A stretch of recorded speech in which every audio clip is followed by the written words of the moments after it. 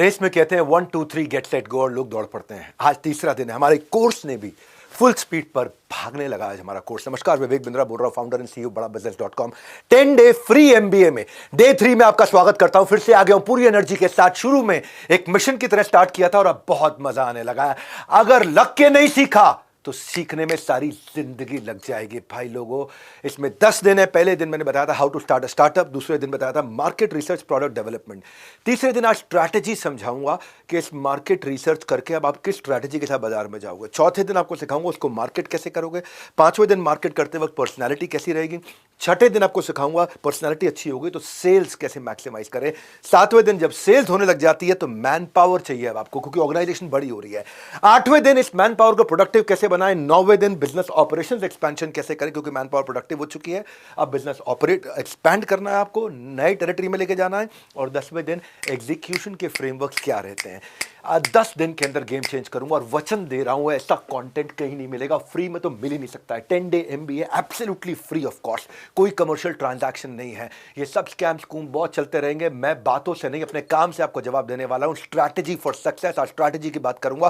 Problem चाहे maths का हो या लाइफ का हो, स्ट्रैटेजी सही नहीं है तो सारा इक्वेशन खराब हो जाता है। स्ट्रैटेजी कैसे बनाएंगे, 8 स्ट्रैटेजी दे रहा हूं, आठों की आठों देखना। और आठवां देखते वक्त जो आखिरी स्ट्रैटेजी है, हो सकता है आप हंसते हंसते पागल हो जाए, हो सकता है आंखों में आंसू आ जाए। क्या है 8 strategy? Critical success factor, Hoshin Kanri, issue based strategy, fortune at the bottom of pyramid, market barriers, इसके बाद repeatable prototype, advantage of advantages और marketing strategy before marketing begins. अगले एपिसोड मार्केटिंग का है तो marketing strategy before marketing begins, ये आठों देखना और 8वीं में तो आपको बहुत मजा आएगा। पूरा वीडियो देखिए।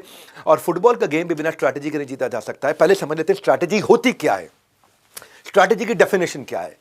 स्ट्रैटेजी की डेफिनेशन है, पहले विजन मुझे कहां जाना है, हाँ, मिशन मुझे वहां क्यों जाना है, वैल्यूज कैसे बिहेव करके जाना है, और स्ट्रैटेजी का मतलब होता है क्या करके जाना है मुझे। अभी कहां है, जाना कहां है, जाना कहां है उसको बोलते हैं विजन, जाना क्यों है, क्या पर्पस है, दिल में आग क्या है उसको बोलते हैं मिशन, कैसे कैसे बिहेव करेगी हमारी संस्था उसे बोलते हैं वैल्यूज, और अब मेरे स्टेप्स क्या होंगे, किन स्टेप्स के साथ बाजार में उतरूंगा उसको बोलते हैं स्ट्रैटेजी। अभी कहां है, जाना कहां है, कैसे जाओगे, तो कैसे जाओगे साधारण भाषा में वो होता है स्ट्रैटेजी, यानी कि ऑब्जेक्टिव, स्ट्रैटेजी, एक्शन प्लान। तो मैं आज आपको 12 स्ट्रैटेजीज देने वाला हूं, कैसे अपनी स्ट्रैटेजी को डिसाइड करें। क्योंकि अब आपने मार्केट रिसर्च कर ली, प्रोडक्ट डेवलप कर लिया, पिछले अगर आपने 2 एपिसोड नहीं देखे हैं, मैं सब कुछ यूट्यूब पे ले आया हूं, प्राइवेट ऐप पे नहीं लेके गया, यूट्यूब पे सबके लिए फ्री कर दिया 10 डे एमबीए। और अब आप देखने वाले हैं आज के संडे में कि मैं कैसे स्ट्रैटेजी बनाऊं अपनी ऑर्गेनाइजेशन को बड़ा करने के लिए। इतना वैल्यूएबल होगा, इतना वैल्यूएबल होगा कि आप नीचे कमेंट बॉक्स में लिखेंगे, आप इसके फीडबैक वीडियोस बनाएंगे, और फीडबैक वीडियोस बनाने वालों को मैं गिफ्ट भी देने वाला हूं। रास्ते में बात करता हूं इसके बारे में। पहली स्ट्रैटेजी, क्रिटिकल सक्सेस फैक्टर। आपके लिए कौन सा फैक्टर बहुत क्रिटिकली सक्सेसफुल होने वाला है। जानते हैं, जब बच्चा होता है ना, वो अपने माँ बाप से बात करता है, मुझे पार्टी में जाना है, गोवा जाना है, कहीं जाना है, तो वो मूड चेक करता है माँ बाप का, क्या मूड है, कैसे कन्विंस करूंगा, क्या किया जाए जिससे मेरे सक्सेस का रेट बढ़ जाए, क्या किया जाए कि मम्मी पापा ना की जगह हाँ बोल जाए मुझे, वो उनसे हाँ बुलवाना। हाँ, तो वो मेरे लिए बड़ा क्रिटिकल होता है वो बिहेवियर। ये सब फैक्टर जो आपकी माँ बाप से हाँ कराने की सक्सेस की पॉसिबिलिटी को बढ़ाते हैं, वो फैक्टर बड़े क्रिटिकल होते हैं, उसी को बोलते हैं क्रिटिकल सक्सेस फैक्टर साधारण भाषा में। तो उस क्रिटिकल सक्सेस फैक्टर पे एक संस्था को फोकस करना चाहिए, लेजर की तरह, टॉर्च की तरह नहीं, फ्लड लाइट की तरह नहीं। माइकल जॉर्डन कहते हैं क्रिटिकल सक्सेस फैक्टर्स वो फैक्टर होते हैं जो क्रिटिकल होते हैं आपके प्रोजेक्ट, डिपार्टमेंट, ऑर्गेनाइजेशन को आगे ले जाने के लिए। मैं एक उदाहरण दिया करता था, अगर जमीन पर 9 खरगोश है ना, और अगर आपको एक पकड़ना है तो एक को मार्क कर लो, जल्दी पकड़ लोगे। 9 में से किसी को पकड़ने भाग जाओ, किसी को नहीं पकड़ पाओगे। तो वो एक चीज़ क्या है, क्रिटिकल सक्सेस फैक्टर आपका कौन सा है। मैं आपको बहुत सारे एग्जांपल दूंगा आज क्रिटिकल सक्सेस फैक्टर के। मैं आपको बहुत सारे एग्जांपल देने वाला हूँ और हर एग्जांपल में केस स्टडी दूंगा। बिना केस स्टडी के बात नहीं करते। तो आपको ढूंढना है कि आपको फोकस कहाँ करना है। सुनो भाई साहब, 10 डे एमबीए में गेम चेंज करूंगा, और ये कह रहा हूँ, नीचे लिख देना कमेंट बॉक्स में, अगर डॉक्टर विवेक बिंद्रा के अलावा इतना बढ़िया बिजनेस कंटेंट कोई दे रहा हो तो, और वो भी फ्री के अंदर दे रहा हो, नीचे बता देना, कंपैरिजन दे देना। हर जगह फोकस नहीं करते, कहाँ फोकस करते हैं। जैसे मान लो पहला उदाहरण है क्रिटिकल सक्सेस फैक्टर का, प्रॉफिटेबिलिटी। किसी संस्था में प्रॉफिटेबिलिटी सक्सेस फैक्टर बन सकता है कि मेरे को प्रॉफिटेबिलिटी पर ही फोकस करना है। Bajaj almond oil, Bajaj almond drop, ये सिंगल प्रोडक्ट कंपनी है, 1000 करोड़ से ज़्यादा का टर्नओवर करती है। इसके लिए क्रिटिकल सक्सेस फैक्टर प्रॉफिटेबिलिटी है। तो ये क्या करते हैं, अपनी कंपनी के बिजनेस को 3 हिस्से में डिवाइड कर दिया। 1/3 में ये मैन्युफैक्चर करते हैं, कॉस्टिंग निकालते हैं, खर्चा करते हैं, तेल बनाते हैं। 1,000 करोड़ में 333 करोड़ रुपए में ये सामान बनाते हैं। 1,000 करोड़ में 333 करोड़ में सामान बेचने का खर्चा करते हैं, डिस्ट्रीब्यूशन का, एडवर्टीजमेंट का, मार्केटिंग का, डीलर, डिस्ट्रीब्यूटर, रिटेलर को कमीशन देना, इंसेंटिव देना, एम्प्लॉय की तनख्वाह देना, वो होगा डिस्ट्रीब्यूशन। पहले 333 करोड़ में बनाया, दूसरे 333 करोड़ में बेचा, तीसरा 333 करोड़ प्रॉफिट बना लिया। ये इनका, क्योंकि ये इनका क्रिटिकल सक्सेस फैक्टर है, हाँ, कि कॉस्टिंग, डिस्ट्रीब्यूशन और ग्रॉस प्रॉफिट, ये 3 हिस्सों में कंपनी को डिवाइड कर दिया इन्होंने। अब डिवाइड करने से हुआ क्या, परसेंटेज ऑफ मार्जिन उसको मेंटेन करेंगे, not as a residual of profit of the fix price. क्या अर्थ हुआ, अगर मेरा फिक्स प्राइस बढ़ के 120 रुपया हो गया तो मार्जिन 33 नहीं रखूंगा, मार्जिन 40 करूंगा मैं। अगर मेरी सारी कॉस्ट मिलाकर के 150 हो गई तो मार्जिन को मैं 50 लेकर के आऊंगा, मार्जिन 50 रखूंगा, तब 150 पे लेके जाऊंगा। ये कहते हैं कि एमआरपी अगर फिक्स्ड है ना, तो ब्रांड को, मान लो एमआरपी मैंने 100 से नहीं बढ़ाया, 120, 140, 150 नहीं किया, तो मुझे मार्जिन कम करते वक्त अपनी क्वालिटी पे कॉम्प्रोमाइज़ करना पड़ जाएगा। तो ये कहते हैं कि 33% मार्जिन चाहिए, 33% बेचने के लिए चाहिए, 33% बनाने के लिए चाहिए। ये क्रिटिकल सक्सेस फैक्टर है। जो सिखा रहा हूँ ना, आपको एक मैनुअल दिया है साथ में, 10 डे MBA की किताब दी है पूरी, बहुत डिटेल में कलरफुल किताब दी है मैंने। वो मैंने अपने, क्योंकि यहाँ नहीं दे पाऊंगा यूट्यूब पे, मैंने अपने मोबाइल एप्लीकेशन पे दिए। उसके पॉइंटर्स साथ में बनाते जाओ, वो आपने डाउनलोड करके रखी होगी। पॉइंटर्स साथ में बनाना, जो जो सामने आ रहा है वो पॉइंटर्स में साथ में आएगा। और वहाँ पे एक टेस्ट दे देना, मार्क्स असेसमेंट। अगर आपने असेसमेंट दिया तो आपको MBA का सर्टिफिकेशन देंगे हम लोग। यहाँ पे लीडर बोर्ड भी होगा, किसके कितने नंबर आ रहे हैं, किसके कितने नंबर आ रहे हैं, रैंकिंग वहाँ पे आएगी, आपके सब रैंकिंग आएगी। तो वो मोबाइल एप्लीकेशन पे, पर कंटेंट सबके लिए फ्री है। जो यूट्यूब पे देख रहे हैं ये इंपॉर्टेंट इन्फॉर्मेशन है, लेकिन मैनुअल असेसमेंट, लीडर बोर्ड, ये सब हमारी कम्युनिटी ऐप पे है। तो बड़ा बिजनेस कम्युनिटी ऐप जरूर डाउनलोड करके फ्री MBA की किताब डाउनलोड कर लीजिए अपने पास। उसके कोई पैसे नहीं है डाउनलोड कर, ऐसा नहीं है कि इसके पैसे, ये फ्री है, उसके पैसे, वो भी फ्री है, ये भी फ्री है, मैनुअल भी फ्री है, असेसमेंट भी फ्री है, सर्टिफिकेशन भी फ्री है, आपका कंपैरिजन ऑफ लीडर बोर्ड भी फ्री है, पूरा कम्युनिटी ऐप पे सब कुछ फ्री है। पूरा फायदा उठाइए, उसको डाउनलोड कर लीजिए। और आप सब लोग जो कम्युनिटी ऐप पर देख रहे हैं, मैनुअल और असेसमेंट नीचे गए लिंक पे अवेलेबल है, आप वहां लिंक पे देख लो। कोई यूट्यूब पे देख रहा है, कोई हमारी प्राइवेट ऐप पे देख रहा है। ऐप का नाम क्या है, बड़ा बिजनेस कम्युनिटी ऐप। आगे चलते हैं। दूसरा क्रिटिकल सक्सेस फैक्टर हो सकता है कस्टमर सेटिस्फैक्शन। बस मैं कस्टमर को सेटिस्फाई कैसे रखूं जिससे मुझे रिपीट बिजनेस मिले। मैं इसमें अर्बन कंपनी का उदाहरण देता हूं। अर्बन कंपनी का हाई कस्टमर सेटिस्फैक्शन रेट है, 95% कस्टमर रेटिंग उनकी सर्विस को एक्सीलेंट या वेरी गुड देते हैं। क्यों देते हैं जानते हैं आप? क्योंकि इनकी सर्विस में आपको प्रोफेशनल्स चाहिए होते हैं जो घर जाकर के सेवा देते हैं। हाँ, यानी कि जो सेवा दे रहा है वो भी खुश होना चाहिए और जो सेवा ले रहा है वो भी खुश होना चाहिए। तो अर्बन कंपनी हर सर्विस प्रोवाइडर की मैक्सिमम सेफ्टी को इंश्योर करता है, उनके बैकग्राउंड वेरिफिकेशन करके, उनकी पुलिस वेरिफिकेशन करके, कि घर पे अगर कोई ब्यूटी पार्लर वाली है ना, जैसे बोलते हैं कि मेकअप आर्टिस्ट जा रही हैं, या घर पे AC ठीक करने वाला जा रहा है, क्लीनिंग वाला जा रहा है, सारी वेरिफिकेशन पहले ही करा लेते हैं। और ये मैंडेटरी ट्रेनिंग देते हैं ताकि इंश्योर करें यूनिफॉर्म सर्विस क्वालिटी हो सके। लॉकडाउन जब था ना, बड़े स्ट्रिक्ट इंप्लीमेंटेशन इन्होंने नॉर्म्स रखे थे, SOPs रखे थे कि कस्टमर का बिलीफ कंपनी में बना रहे। ये था कस्टमर सेटिस्फैक्शन। अगर ये आपका क्रिटिकल सक्सेस फैक्टर है तो इस पे पूरा जोर लगाओ। आपको ग्रोथ कहाँ से आएगी? तीसरा मैं एग्जांपल दे रहा हूँ, रिड्यूस साइकिल टाइम। इसमें उदाहरण दे रहा हूं नितिन गडकरी जी का।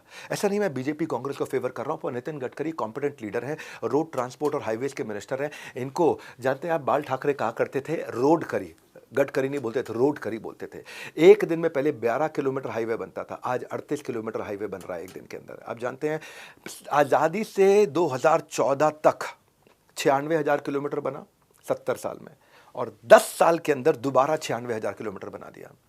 70 साल में 96,000 किलोमीटर, 10 साल में 96,000 किलोमीटर, बहुत बड़ी अचीवमेंट है ये। इसको बोलते हैं रिड्यूस साइकिल टाइम। इन्होंने क्या किया, वेटिंग टाइम रिड्यूस किया। आज टोल प्लाजा पे जाओ, पहले टोल प्लाजा पे 8 मिनट का एवरेज वेट हुआ करता था बहुत से टोल प्लाजा पे, आज वो 47 सेकंड्स हो गया 8 मिनट से। इसे बोलते हैं रिड्यूस साइकिल टाइम। 100 घंटे में 50 किलोमीटर चारकोल डालने का रिकॉर्ड, 75 किलोमीटर रोड 5 दिन के अंदर बना दिया। बहुत सारे अवार्ड अपने नाम पे ले लिए। कुछ भी बड़ा अचीव बिना फोकस के नहीं होता। ये टॉपिक है क्रिटिकल सक्सेस फैक्टर। आपके लिए रेवेन्यू बढ़ाना है, आपके लिए न्यू प्रोडक्ट डेवलप करना है, आपके लिए ratio of revenue to cost, ratio of revenue to cost change करनी है, वॉल्यूम बढ़ाना है, आपको कस्टमर सेटिस्फैक्शन बढ़ाना है, लॉसेस घटाने हैं, ऑपरेशंस को स्ट्रीमलाइन करना है, कुछ भी आपका क्रिटिकल सक्सेस फैक्टर हो सकता है। मैं चौथा उदाहरण देता हूं, केस स्टडी से बात करूंगा, कॉस्ट रिडक्शन। कुछ लोगों के धंधे में बाजार में प्राइस बराबर है, लेकिन कॉस्ट कैसे कम कर सकें। कॉस्टिंग और प्राइसिंग फर्क होती है। प्राइसिंग कितने का बेच रहे हो, कॉस्टिंग कितने का बना रहे हो। तो थायरोकेयर का एग्जांपल मैं देता हूं, उसमें डॉक्टर वेलू मनी ने क्या किया, उन्होंने देखा कि जो वो टेस्ट कर रहे हैं बाजार के अंदर, वो टेस्ट थायराइड का टेस्ट हुआ करता था। थायराइड का टेस्ट बाजार में 500 रुपये का हो रहा था, जिसकी कॉस्ट आती थी 100 रुपया, और जिसका हमारे को रॉ मटेरियल मिलता था 60 रुपये का। 60 रुपये का रॉ मटेरियल, 100 रुपये की कॉस्ट, 500 रुपये का प्राइस था। इन्होंने देखा कि 60 रुपये का जो रॉ मटेरियल है, उस रॉ मटेरियल के पीछे का रॉ मटेरियल, यानी कि जो रीएजेंट था, रीएजेंट के पीछे का जो एक्चुअल मटेरियल, रॉ मटेरियल की कॉस्ट थी, उसकी जो कॉग्स कॉस्ट, यानी कि कितने रुपए किलो रुई है, कितने रुपए किलो पन्नी है, कितने रुपए किलो प्लास्टिक है, वो जा करके चेक किया तो 60 रुपये का रॉ मटेरियल जो बाजार से सब लोग खरीदते थे, उनको पता चला ये 5 रुपये का है एक्चुअली माल। तो उन्होंने पीछे से उसको कंट्रोल किया, और पीछे से उसको कंट्रोल करके जो टेस्ट बाजार में 500 रुपये का हो रहा था, वो उन्होंने 80 रुपये का कर दिया, जिसमें से 50 रुपये इनका मार्जिन था। इसको बोलते हैं कॉस्टिंग को कंट्रोल करके गेम चेंज करना। इन्होंने पहली बार कॉम्बो पैकेजेस ला करके दिए, वेलनेस पे काम किया। ये नहीं कि जब बीमार हो तभी टेस्ट कराओ, जनरली टेस्ट कराओ, अपनी वेलनेस को चेक करते रहो। एक सैंपल से ज्यादा टेस्ट करने शुरू करें। एक बार ब्लड आया, उसी ब्लड से पहली बार ब्लड ला करके कॉस्ट टेस्ट करने पे तो ज़्यादा कॉस्ट आती है, पर उसी ब्लड से दोबारा टेस्ट करने पे, नया टेस्ट करने पे, हर टेस्ट पे केवल 4 रुपए की कॉस्ट आती थी। तो एक बार ब्लड मंगाया इन्होंने, अब 4000 रुपये में अगर इन्होंने 100 टेस्ट कर भी दिए तो एडिशनल 400 रुपये लगे, क्योंकि 4 रुपये का एक टेस्ट एडिशनल पड़ रहा था इनको। तो उन्होंने कॉम्बो बना करके अपने वॉल्यूम को बड़ा किया। इसको बोलते हैं कॉस्टिंग। आपको देखना है आपका फोकस कहाँ पे है। कुछ ब्रांड्स का फोकस होता है लॉयल्टी, कस्टमर को लॉयल कैसे बनाए, तो पूरी ऑर्गेनाइजेशन का फोकस वो लॉयल्टी पे ले आते हैं। मैं इसमें उदाहरण दूंगा आपको एप्पल का। CIRP एक संस्था है जो कंज्यूमर बिहेवियर रिसर्च पे काम करती है, दुनिया की सबसे बड़ी संस्था है। वो कहती है कि एप्पल का लॉयल्टी रेट 92% है पिछले 3 सालों से। इसको कैसे कैलकुलेट किया उन्होंने कि 92% है? कैलकुलेट करने का इनका तरीका था कि कैलकुलेशन इस बेसिस पे था कि कितने लोगों ने, 100 में से कितने लोगों ने दोबारा एप्पल फोन खरीदा। अगर 100 लोगों ने एक बार एप्पल खरीदा तो उनमें से कितने लोगों, तो पता चला कि 100 में से 92 लोगों ने दोबारा एप्पल ही खरीदा। तो उसका मतलब क्या है, अगर 3 साल तक ऐसा आ रहा है कि 100 में से 92 लोग एप्पल ही खरीद रहे हैं, 100 में से 92 लोग एप्पल ही खरीद रहे हैं, तो मतलब लॉयल्टी बहुत ज़्यादा है। आपको देखो, मेरी बात सुनो, हर जगह फोकस मत करो। हर भौंकने वाले कुत्ते पे रुकोगे ना और पत्थर मारते रहोगे तो अपनी मंजिल पे कभी नहीं पहुंच पाओगे। इसीलिए हर जगह भौंकने वाले पे फोकस मत करो। जवाब दे करके काम नहीं करना है, अपने काम से जवाब देना है। जवाब दे करके बातें नहीं करनी है, काम कर करके जवाब देना है आपको। तो सुनना एक बात और समझना एक बात। कैसे पता चलेगा कि आप स्ट्रैटेजी ठीक से समझ गए? आपको असेसमेंट देना जरूरी है, और असेसमेंट फ्री ऑफ कॉस्ट करा रहा हूं। और असेसमेंट कहाँ होगा, अभी थोड़ी देर पहले आपको बताया, बड़ा बिजनेस की कम्युनिटी ऐप को डाउनलोड करो, वहां पे आपको लिंक मिल जाएगा डिस्क्रिप्शन में, उसको डाउनलोड कर लो। और लिंक से डाउनलोड करो। 75% का असेसमेंट लेकर के आना है। ये वीडियो मैंने रोक रखा है आपके लिए यूट्यूब पे, जब तक पूरा 10 डे MBA नहीं होता तब तक मैं वीडियो रोक के रख रहा हूँ, डिलीट नहीं कर रहा हूँ, ताकि लोग अपने सर्टिफिकेशन को कंप्लीट कर सकें। फ्री ऑफ कॉस्ट हम पूरे देश की मदद कर रहे हैं बिजनेस के कंटेंट में। ये 10 दिन जिसने अटेंड कर लिया, मैं आपको वचन देता हूँ, उसके बाद आप खुद चुनौती दोगे सबको, बॉस कोई नहीं है टक्कर में, पड़े हो किस चक्कर में। आपको ऐसा कंटेंट फ्री देने वाला हूँ, कोई सवाल नहीं उठा पाएगा। ऐप पे आपको मैनुअल जो मिल रहा है ना, वो किताब है 10 डे MBA की, वो किताब डाउनलोड कर लो। वो किताब मैं बेच नहीं रहा हूँ, वो किताब एयरपोर्ट पे, रेलवे स्टेशन पे या ऑनलाइन अमेजॉन या किंडल पे नहीं मिल रही है मेरी। आप उस पर जाइए, ऐप पे जाइए, ऐप पे फ्री में डाउनलोड करिए, और जो स्कोर आपका आ रहा है उसके कंपेरिजन आपको आपके आजू बाजू के लोगों से दिख रहे होंगे, पीयर लर्निंग दिख रही होगी। तो जो लोग कम्युनिटी आपसे जुड़े हैं उनको फिर से बता देता हूं कि मैनुअल का लिंक इस वीडियो के नीचे डाउनलोड कर लो। सेशन खत्म होने के बाद असेसमेंट जरूर दे दीजिएगा। छठा focus area, critical success factor, ये है turn around time. Cycle time की तरह है टर्न अराउंड टाइम, कितनी जल्दी हम चीज़ों को ख़त्म कर सकते हैं। एक लेगो नाम की एक कंपनी है जो टॉयज़ बनाती है बच्चों के लिए। 54 देशों के अंदर लेगो टॉयज़ बनाती है। लेगो के खिलौने बड़े महंगे बिक रहे हैं आज की डेट में, और उनका टर्न अराउंड टाइम हमेशा इस बात पर डिफाइन करता है कि प्रोसेस बनाने के शुरू करने से लेकर प्रोडक्ट फाइनल बन के बाजार में बिकने तक कितना टाइम लग रहा है, इस पर डिपेंड करता है। तो बिजनेस में turn around time, turn around कितनी जल्दी आप कंप्लीट कर लेते हो, how fast can you serve your customer, उससे आपकी गुडविल और ट्रस्ट निकल करके आती है। आज हर सिंगल सेकंड में 7 लेगो सेट दुनिया में बिक रहे हैं। 26 लाख लेगो ब्रिक्स हर घंटे बिक रही हैं इस समय। लेगो इतना बड़ा हो चुका है। लेगो ने कैसे किया टर्न अराउंड टाइम? उसने देखा मेरे बनाने के अंदर कई अननेसेसरी स्टेप्स होते हैं। सुनो भाई, लोग बिजनेस कर रहे हो ना या करने वाले हो, ध्यान से सुनना। Doctor Vivek Bindra game changing content दे रहा है आपको, और फ्री ऑफ कॉस्ट दे रहा हूँ। जो भी प्रोसेस आपका बनाने के टाइम पे है, उसमें कई अननेसेसरी स्टेप्स होते हैं, कुछ ऐसे स्टेप्स होते हैं जिनकी कोई ज़रूरत नहीं है, कुछ कम्युनिकेशन गैप होते हैं जहाँ पे चीज़ें डिले होती है, उनको हटाना है, अपने बॉटल नेक पे फोकस करना है, ताकि वर्क इन प्रोग्रेस हमारा रिड्यूस हो सके। जिस कैसे करोगे इसको, मैनुअल स्टेप है कोई, हाँ, उसको हमने ई पेपर को कर दिया, मैनुअल को पेपर को ई पेपर कर दिया, डॉक्यूमेंट को email send for approval, shared files कर दी कि कोई भी फाइल फाइल है वहीं से देख सकता है, बार बार मांगनी देनी नहीं पड़ेगी। हाँ, स्प्रेडशीट बना दी ट्रैक करने के लिए, ट्रैक अगर करते वक्त आपको अलार्म आ जाएगा, रेड फ्लैग आ जाएगा, भैया काम लेट हो रहा है, काम लेट हो रहा है। तो वर्क फ्लो को ऑटोमेट किया, रेगुलर अलर्ट रिमाइंडर डालने शुरू करे इस पूरे वर्क फ्लो के अंदर। हाई प्रायोरिटी एस्केलेशन, अगर यहाँ गड़बड़ हो रही है फटाफट उसके बॉस को पता चल जाएगा, बॉस में नहीं कर पाओ उसके बॉस को पता चल जाएगा, एस्केलेशन सिस्टम है ये। टाइमलाइन बना रखी है भाई, ये वाला काम जो है ना, इसका टाइमलाइन है, ये वाला काम 90 सेकंड में होना चाहिए, अगर 90 सेकंड के ऊपर हो गया रेड फ्लैग आ जाएगा, अगर 180 सेकंड हो गया रेड फ्लैग आ जाएगा।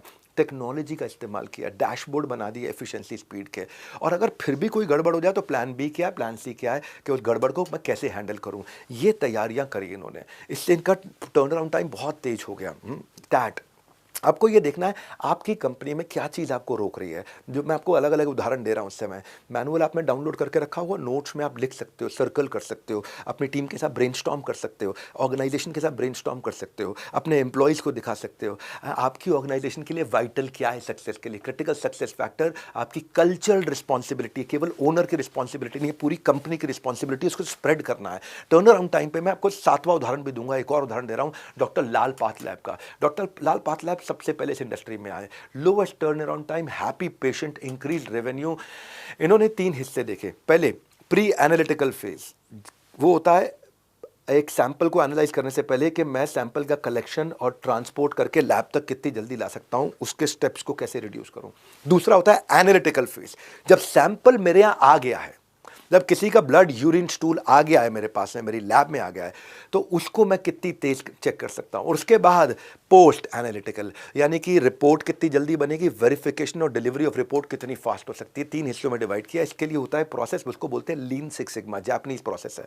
लीन सिक्स सिग्मा का मतलब होता है कि एक प्रोसेस के अंदर कोई वेस्ट आइटम है जो कॉन्ट्रीब्यूट नहीं कर रही है ना, जो डिले करती है। सिक्स सिग्मा प्रोसेस क्वालिटी को और डिफेक्ट को एलिमिनेट करने के लिए इस्तेमाल किया जाता है। इसमें क्या किया इन्होंने, इसमें इन्होंने कुछ काम किए। पहला, ऑटोमेशन किया, मैनुअल सैंपल को प्रोसेस करने की जगह ऑटोमेटिक मशीन कैसे प्रोसेस कर सके। दूसरा, ऑटोमेटिक वेरिफिकेशन कैसे हो सके रिजल्ट का, कंप्यूटर बेस्ड, जिसमें मैनुअल इंटरवेंशन ना हो। तीसरा क्या किया, राइट बारकोड और लेबल लगाए। हाँ, क्योंकि एक रीलेबलिंग की का टाइम 5 मिनट एक्स्ट्रा लगता था पर सैंपल। अगर लाखों सैंपल आ रहे हैं, 5 मिनट एक्स्ट्रा मतलब बहुत ज़्यादा टाइम एक्स्ट्रा। तो 5 मिनट को बचाने के लिए राइट बारकोड और लेबल कर दिए।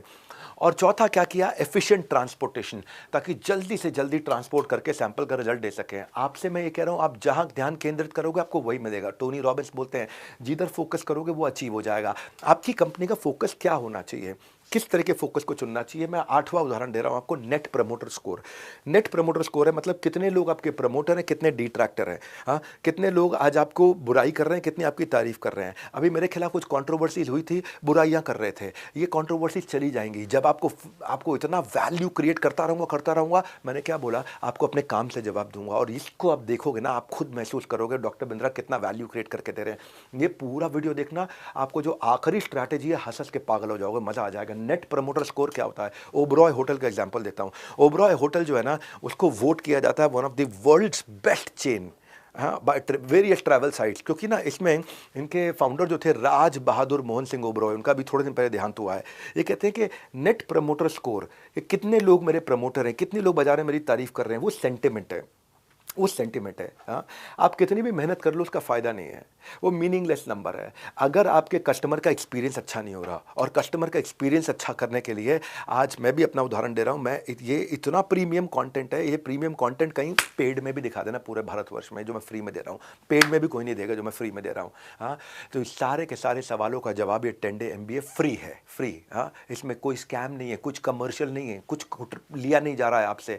आपको केवल भरपूर सॉलिड कंडेंस्ड विदाउट गैस टक टक टक टक टक टक टक टक ज्ञान दे रहा हूँ आपको। अगर अपना नेट प्रमोटर स्कोर अच्छा करना है तो कल्चर ऐसा बनाओ जहाँ प्रॉब्लम्स को ढूंढ सको, अपने प्रमोटर्स के साथ में अच्छा रिलेशनशिप बनाओ, और जो डिट्रैक्टर है यानी कि जो आपकी बुराई करता है उसको ओपन माइंड से सुनो, क्रिटिसिज्म को बुरा मत मानो। ओवरऑल गेस्ट सेटिस्फैक्शन जो है वो आपके लिए सबसे ऊंची चीज़ है, वो सैक्रोसैंक्ट है, वो एपेक्स है, वो आपके लिए भगवान है कि गेस्ट सेटिस्फैक्शन कैसे कर सकूँ। हर स्टाफ मेंबर आपका उसके अंदर काम करना चाहिए, कॉन्ट्रीब्यूट करना, ये कल्चर होना चाहिए कंपनी में, पर्सनलाइजेशन का कल्चर। एक एक आदमी को पर्सनल फीलिंग दो, ऐसे रिस्पॉन्स, क्योंकि अनरिस्पॉन्सिव रहोगे कस्टमर को, ये लूज करने का सबको एक श्योर तरीका है।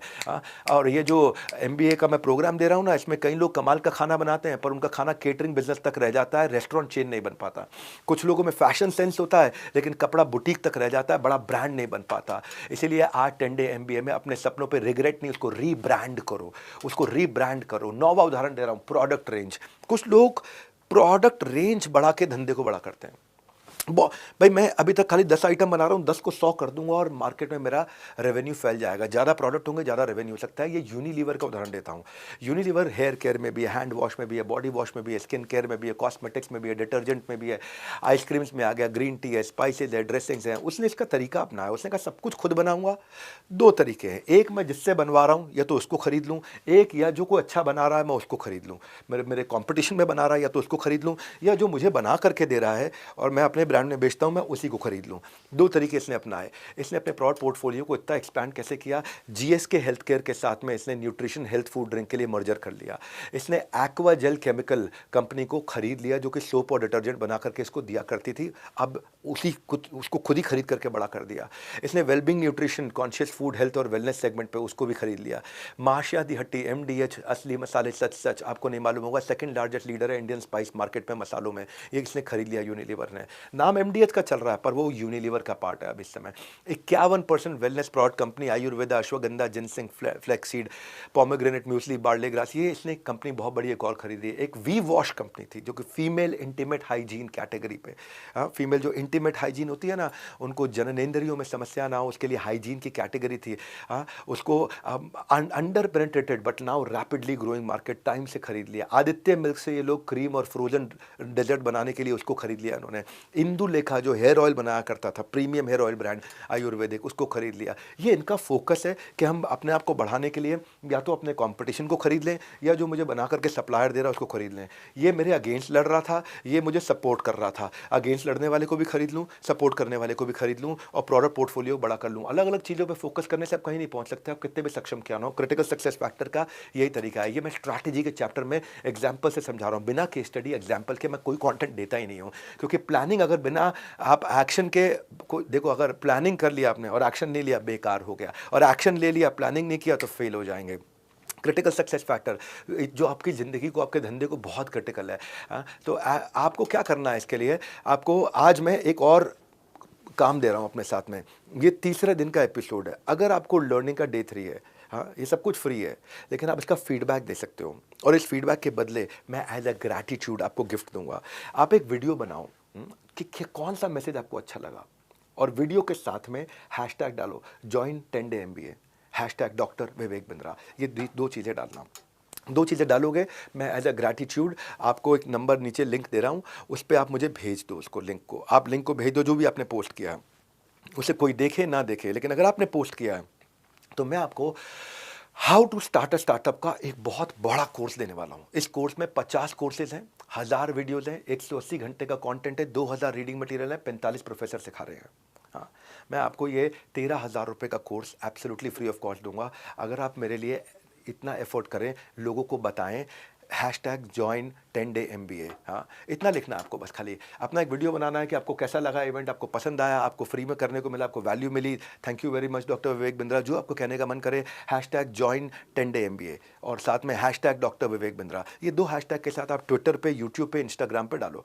आप इसको डालोगे और मेरे को इसका लिंक भेज दोगे, नीचे मैंने डिटेल दिया, वहाँ लिंक भेज दो। मैं आपको 50 कोर्सेज, 1000 वीडियो, 180 घंटे का कॉन्टेंट, 2000 रीडिंग मटेरियल, 45 प्रोफेसर्स के साथ हाउ टू स्टार्टअप का देने वाला हूँ, जिसमें आपको working capital, finance for non finance, $0 marketing, fund raising, how to sell, e commerce, customer service, business automation, risk management, brand management, budgeting, सब कुछ फ्री देने वाला हूँ। इतना बड़ा फ्री गिव अवे मैंने लाइफ में कभी नहीं दिया। अगर लोगों ने सोचा ना मैंने उनसे लिया है, तो आज दे रहा हूँ, आज दे रहा हूँ और खूब खुल के दे रहा हूँ आपको। अब मैं अगले क्रिटिकल सक्सेस फैक्टर की तरफ चलता हूँ, कोका। कोका होता है, ये जीरोधा का एग्जाम्पल दूंगा। कोका मतलब कस्टमर को एक्वायर करने की कॉस्ट। ये पिछले 2 एपिसोड में आप मुझसे सीख चुके हो कोका क्या होता है। इंडिया का सबसे बड़ा ब्रोकर जो कि हाईली प्रॉफिटेबल है, और आज आज इतने इंडियन स्टार्टअप इतने प्रॉफिटेबल नहीं है जितने ये हैं, क्योंकि इनका कस्टमर को लाने का कॉस्ट 0 हो गया। टेक्नोलॉजी ने क्या किया, जो ब्रोकर फीस थी इनकी उसको ख़त्म कर दिया। कमीशन रेट जो थे पहले 1.2% कमीशन रेट होते थे 80s में, आज क्या कर दिया, 0.1 कर दिया 1.2 से। इन्होंने टेक्नोलॉजी का एडवांटेज ला दिया। किसकी बात कर रहा हूँ, जीरोधा ने। और उसके कारण क्या हुआ, इंटरनेट फर्स्ट, इंटरनेट का पहला ट्रेडिंग प्लेटफॉर्म बना। आपको कोई लाइव ब्रोकर नहीं चाहिए यहाँ पे। आपको ट्रेड की एडवाइस देने के लिए company has no cost to execute a trade. और इससे क्या हुआ कि जैसे प्राइस लो किया, प्राइस पर ट्रेड लो कर दिया, तो इनका मार्जिन पर ट्रेड अपने आप बढ़ गया। जीरोधा ने क्या किया मैं बताता हूँ आपको। इन्होंने अपनी फीस को 20 रुपया पर ट्रेड कर दिया, कमीशन नहीं किया। अगर आपने 10,000 रुपये का ट्रेड किया तो भी 20 रुपया, और 1 करोड़ रुपए का ट्रेड किया तो भी 20 रुपया। मान लो अगर ये परसेंटेज ले लेते, तो 10,000 पे 1% और 1 करोड़ रुपए पे 1%, 1 लाख रुपए कस्टमर को देने पड़ जाते। इससे क्या हुआ, बड़ा ट्रेड करने वाले लोग आ गए, बड़ा ट्रेड करने वाले लोग आ गए, बड़ा वॉल्यूम हुआ, बड़ा वैल्यूएशन हुआ, बड़ी कमाई हो गई। तो इन्होंने बड़ी अच्छी स्ट्रैटेजी अपनाई कि कस्टमर को लाने की कॉस्ट को कैसे जीरो कर दूँ। मुफ्त में आपको मुसीबत मिलती है, मुफ्त में मैं आपको सोल्यूशन दे रहा हूँ, मुफ्त में तकलीफ़ें आती हैं, मुफ्त में मैं आपको समाधान दे रहा हूँ, मुफ्त में आपके पास समस्याएं आती हैं, डिफ़िकल्टी आती है, मैं आपको मुफ्त में पॉसिबिलिटी दे रहा हूँ। लेकिन ये फ्री सुन के फ्लावर मत समझ लेना, ये फायर है, दमदार नॉलेज है, 10 दिन का कॉलेज है। आज तीसरा दिन है, स्ट्रैटेजी फॉर सक्सेस। अगले 7 दिन में मैं आपको marketing, personality, communication skill, sales, HR, productivity multiplier, business operations, expansion, execution framework सब सिखाऊंगा। जितने बिजनेस कोच देश के अंदर हैं सबका खूब सम्मान है, लेकिन अटेंड करना वहाँ पे करके, और या फ्री अटेंड करना, और कंपैरिजन मुझे फीडबैक में दे देना। हर एक दिन अटेंड करना, मिस करना है कि आपके लिए मिस्टेक होने वाली है। कि मैं आपको ये 10 दिन के अंदर एग्जीक्यूशन के फ्रेमवर्क तक लेके जाने वाला हूं। बहरहाल अभी 11th स्ट्रैटेजी है unit level economics. Unit level economics क्या होता है, जो बनाते हो उसकी एक्चुअल कॉस्टिंग कैसे निकाली जाती है। लोगों को इस समझ में नहीं आता। एक समोसा बनाने वाला मेरे इवेंट में आया था, मैंने पूछा समोसा कितने का बेचते हो, कह रहे 15 रुपए का। मैंने कहा कितने का बन जाता है, कह रहे बन जाता होगा 5 रुपए का, 4 रुपए का। उसको अपना यूनिट लेवल इकोनॉमिक्स समझ में नहीं आया। बाल काट रहा था एक बंदा, बाल काटते हुए 100 रुपये में बाल काट रहा है। मैंने बोला बाल काटने की कॉस्ट क्या है, कह रहे कुछ भी नहीं, बाल काटने की क्या कॉस्ट है, टाइम लगता है, बस cut cut cut cut cut cut बाल कट जाते हैं। यूनिट लेवल इकोनॉमिक्स, एक आइटम जो आप बना रहे हो उसका एक्चुअली पर यूनिट कॉस्ट होता क्या है। बाल काटने वाले का उदाहरण ले लेते हैं। आपका प्राइसिंग कभी ठीक नहीं हो सकता अगर आपको कॉस्टिंग, यूनिट लेवल इकोनॉमिक्स समझ में नहीं आया। इतनी साधारण भाषा में हिंदी में सिखा रहा हूँ आपको यूनिट लेवल इकोनॉमिक्स, हार्वर्ड में पढ़ाया जाता है। मैं इसको आपको मैथमेटिक्स से समझा देता हूँ। अगर एक रफ नंबर्स ले रहा हूँ, रफ नंबर्स बस समझाने के लिए नंबर ले रहा हूँ। अगर एक कैंची 100 रुपये की आ रही है और मान लो वो कैंची 100 बार बाल काट रही है, तो एक बार बाल काटने पे 1 रुपये आपकी कॉस्ट आई। अगर एक कंघी आपने यूज़ करी वो 10 रुपये की आ रही है और उस कंघी को आप 100 बार यूज़ कर रहे हो उदाहरण के लिए, तो उस कंघी का एक बाल काटने पर 10 पैसे की कॉस्ट आई। अगर आप पानी के स्प्रे की बॉटल जिससे बाल पे छिड़कते हैं वो 100 रुपये की आ रही है और उससे 500 बार बाल छिड़क लेते हो, तो यानी कि 20 पैसा लगा आपका एक बार बाल काटने में। तो लोग को पता ही नहीं होता कि मैं कॉस्ट कैसे निकालूं। अगर आप कपड़ा चादर लपेट रहे हो बाल काटते वक्त और वो 100 रुपये का आ रहा है और वो 100 बार लपेटा जाता है, तो कपड़ा लपेटने की कॉस्ट 1 रुपये आई। अगर कुर्सी है जिस पे बैठा के बाल काट रहे हो वो 2,000 रुपये की है और उस पर 4,000 बार उस कुर्सी पे बाल काटते हो नई कुर्सी खरीदने से पहले, तो उस कुर्सी की कॉस्ट एक बार बाल काटने में 50 पैसा है। ऑयल और वैक्स यूज़ कर रहे हो, है ना, फोम यूज़ कर रहे हो, वो 100 रुपये का है और उससे आप 50 बार आप इस्तेमाल कर सकते हो, तो 2 रुपये की कॉस्ट आई। तो 1 रुपया, 10 पैसे, 20 पैसे, 1 रुपया, 50 पैसे, 2 रुपया, ये अलग अलग प्रकार की कॉस्ट है। आपका मान लो बिजली का बिल है तो नंबर ऑफ ट्रांजैक्शन से डिवाइड कर लो कि एक ट्रांजैक्शन पे बिजली कितनी लग रही है। अगर आपका किराया है 10,000 रुपया और आपका आपके 10,000 रुपये किराए में 1,000 बार आपके कोई ना कोई बिलिंग हो रही है, बाल कट रहा है, फेशियल हो रहा है, कुछ हो रहा है, 1,000, तो आपको उसका किराए का आपका 5 रुपया लग गया। ऐसे सारा का सारा कॉस्ट जोड़ोगे तो पता चलेगा एक बार बाल काटने के कितने पैसे लगते हैं, उस हिसाब से आप पैसा बाजार में चार्ज करोगे। इसको बोलते हैं यूनिट लेवल इकोनॉमिक्स। अगर यूनिट लेवल इकोनॉमिक्स आपका फोकस एरिया है तो उसको फोकस एरिया बनाऊं, वहां से आपको समझ में आएगा क्या वेस्ट है और किस चीज़ को ख़त्म करूं और कहां से अपने मार्जिन बना के धंधे को बिल्ड करूं। ये नहीं मैं हवा आनी, हवा नहीं है, रियल कंटेंट दे रहा हूं, रियल एग्जांपल्स दे रहा हूं। बाहर जो भी शोर है ना उसको इग्नोर करो, 10 डे MBA की लर्निंग को लेकर श्योर रहो। हाँ, फोकट में मिल रहा है लेकिन बिना फोकस के ये बेकार है, आपके किसी काम का नहीं है। नीचे चाहे कुछ भी गाली बकते रहे लोग, कुछ भी बोलते रहे, अभी थोड़े दिन में आपको दिखाई पड़ जाएगा। हाँ, जब अब जो शेर दहाड़ने के लिए आ गया, अपने काम से जवाब देने जा रहा हूं मैं। फोकस तरीके से नोट्स बनाते रहना और आपको फायदा आएगा। नोट्स आपको कहाँ मिलेंगे? नोट्स के लिए आपको ऐप डाउनलोड करनी है जो आपको पूरी किताब 10 डे MBA की मिल रही है। उस 10 डे MBA की किताब को खोलो, साथ में वहीं असेसमेंट है, ऑनलाइन असेसमेंट दो, 75% मार्क्स अचीव करो, आपको सर्टिफिकेट मिल जाएगा। ऐसा प्रोग्राम अदरवाइज कहीं नहीं मिलेगा। 12वीं स्ट्रैटेजी पे आते हैं, AMGR, इसको क्या बोलते हैं? Annual monthly growth rate. इसको क्या बोलते हैं? कुछ होता है आपका CAGR, compounded annual monthly growth rate, month on month growth rate या एवरेज मंथली ग्रोथ रेट, दो चीज़ पकड़ लो, month on month growth rate या एवरेज मंथली ग्रोथ रेट। कुछ लोगों को ग्रोथ रेट को समझना चाहिए कि ग्रोथ रेट मेरा कहाँ से आएगा। इसमें मैं अमूल का एग्जांपल दूंगा। आनंद मिल्क यूनियन लिमिटेड अपने ग्रोथ रेट पे कंटिन्यूसली काम किया। किसने शुरू किया था? डॉक्टर वर्गीस कुरियन। क्या किया था उन्होंने? वो white milk man of India माना जाता है, father of dairy movement, white revolution लेकर के आए डॉक्टर वर्गीस कुरियन। इनका मानना था वैल्यू फॉर मेनी और वैल्यू फॉर मनी, ज्यादा से ज्यादा लोगों को वैल्यू दे सकूं और कीमत पैसे की भी वैल्यू सामने वाले को मैं दे सकूं। अब इनके बाद आए रुपिंदर सिंह सोडी, RS सोडी, इनके मैनेजिंग डायरेक्टर। इन्होंने कुछ 6 जबरदस्त काम किए। पहला, इन्होंने कहा कि भाई मेरे को अगर मंथली ग्रोथ रेट चाहिए, मुझे हर महीने रेवेन्यू बढ़ाना है, मुझे एनुअल ग्रोथ रेट चाहिए, कंपाउंडेड एनुअल ग्रोथ रेट चाहिए, हर साल मुझे रेवेन्यू को डबल करना है, बड़ा करना है, डबल करना है, बड़ा करना है। 8,000 करोड़ पे जब ये आए थे, आज 55,000 करोड़ पे कंपनी को ले गए। 8,000 करोड़ से 55,000 करोड़ पे कैसे गए? सीखने की बात है ये। आज सीखोगे तो धंधे को बड़ा करोगे। इन्होंने क्या अलग अलग स्ट्रैटेजी यूज करी। पहला, मेरे को मिल्क को लेके आने की, प्रोक्योरमेंट की एक्सपेंशन स्ट्रैटेजी लेके आए। मैं ज़्यादा से ज़्यादा मिल्क कहाँ से लेकर के आ सकूँ, कम्युनिटीज़ बना सकूँ। दूसरा, जब मिल्क आ गया तो उसको प्रोसेस कैसे करूँ, वो रॉ मिल्क होता है उसको प्रोसेस करने की कैपेसिटी जगह जगह कहाँ लगाऊँ। तीसरा, अब उस मिल्क को बेचने का डिस्ट्रीब्यूशन नेटवर्क कैसे बनाऊँ। अलग अलग वर्टिकल बनाए, अलग अलग टीम्स बनाई। भाई तुम्हारी काम है प्रोक्योरमेंट, ज़्यादा से ज़्यादा दूध इकट्ठा करना। भाई तुम्हारी टीम का काम है प्रोसेस, ज़्यादा से ज़्यादा दूध को स्पीड से प्रोसेस करो। भाई तुम्हारा काम है डिस्ट्रीब्यूशन, तुम कैसे रिटेलर, डिस्ट्रीब्यूटर और काउंटर बढ़ा सकते हो। अलग अलग टीम्स बनाई इन्होंने। टीम बनाने के बाद अब आए चौथे, एक नई टीम बनाई कि भाई मैं इस जो दूध आया उससे 50 नए प्रोडक्ट 7 साल में इन्होंने तैयार कर दिए। भाई दूध से बहुत कुछ बनता है, केवल दूध से दूध नहीं बिकता, दूध से कई आइटम बनती है। तो एक टीम बनाई जो बोले कि इस दूध से अलग अलग प्रोडक्ट तैयार करो। फिर इन्होंने 5वीं टीम बनाई जो फार्मर की रेवेन्यू को, फार्मर के इनकम को कैसे 4 गुना बड़ा कर सकें। फिर 6ठी टीम बनाई कि मिल्क प्रोक्योरमेंट का जो प्राइस है उसको बढ़ा कर दिया ताकि सामने वाला फार्मर कमा सके। और इसके कारण जो फाइनली फाइनेंस की टीम ने देखा, टर्नओवर इनका 238% बना। और ये वर्गीस कुरियन जी के साथ में 32 साल काम किया और लगातार इन्होंने क्या किया, इन्होंने अपना फॉर्मूला बना लिया कि मिल्क को लाने की कॉस्ट, मिल्क को प्रोसेस करने की कॉस्ट, मिल्क को पैकेज करने की कॉस्ट होनी चाहिए केवल 15%। मान लो 100 रुपये लीटर दूध है उदाहरण के रूप में, तो 15 रुपये में मैं मिल्क को लेकर के आने में, प्रोसेस करने में, पैक करने में लगाऊंगा। उसके बाद रिटेलर डिस्ट्रीब्यूटर को दूंगा 5 रुपया, यानी कि 15 और 5, 100 में से हो गया 20 रुपया, और 80 रुपया दे दूंगा किसान को। अब इससे किसान इनके पास खुश रहता है, सारा किसान अमूल को दूध देता है।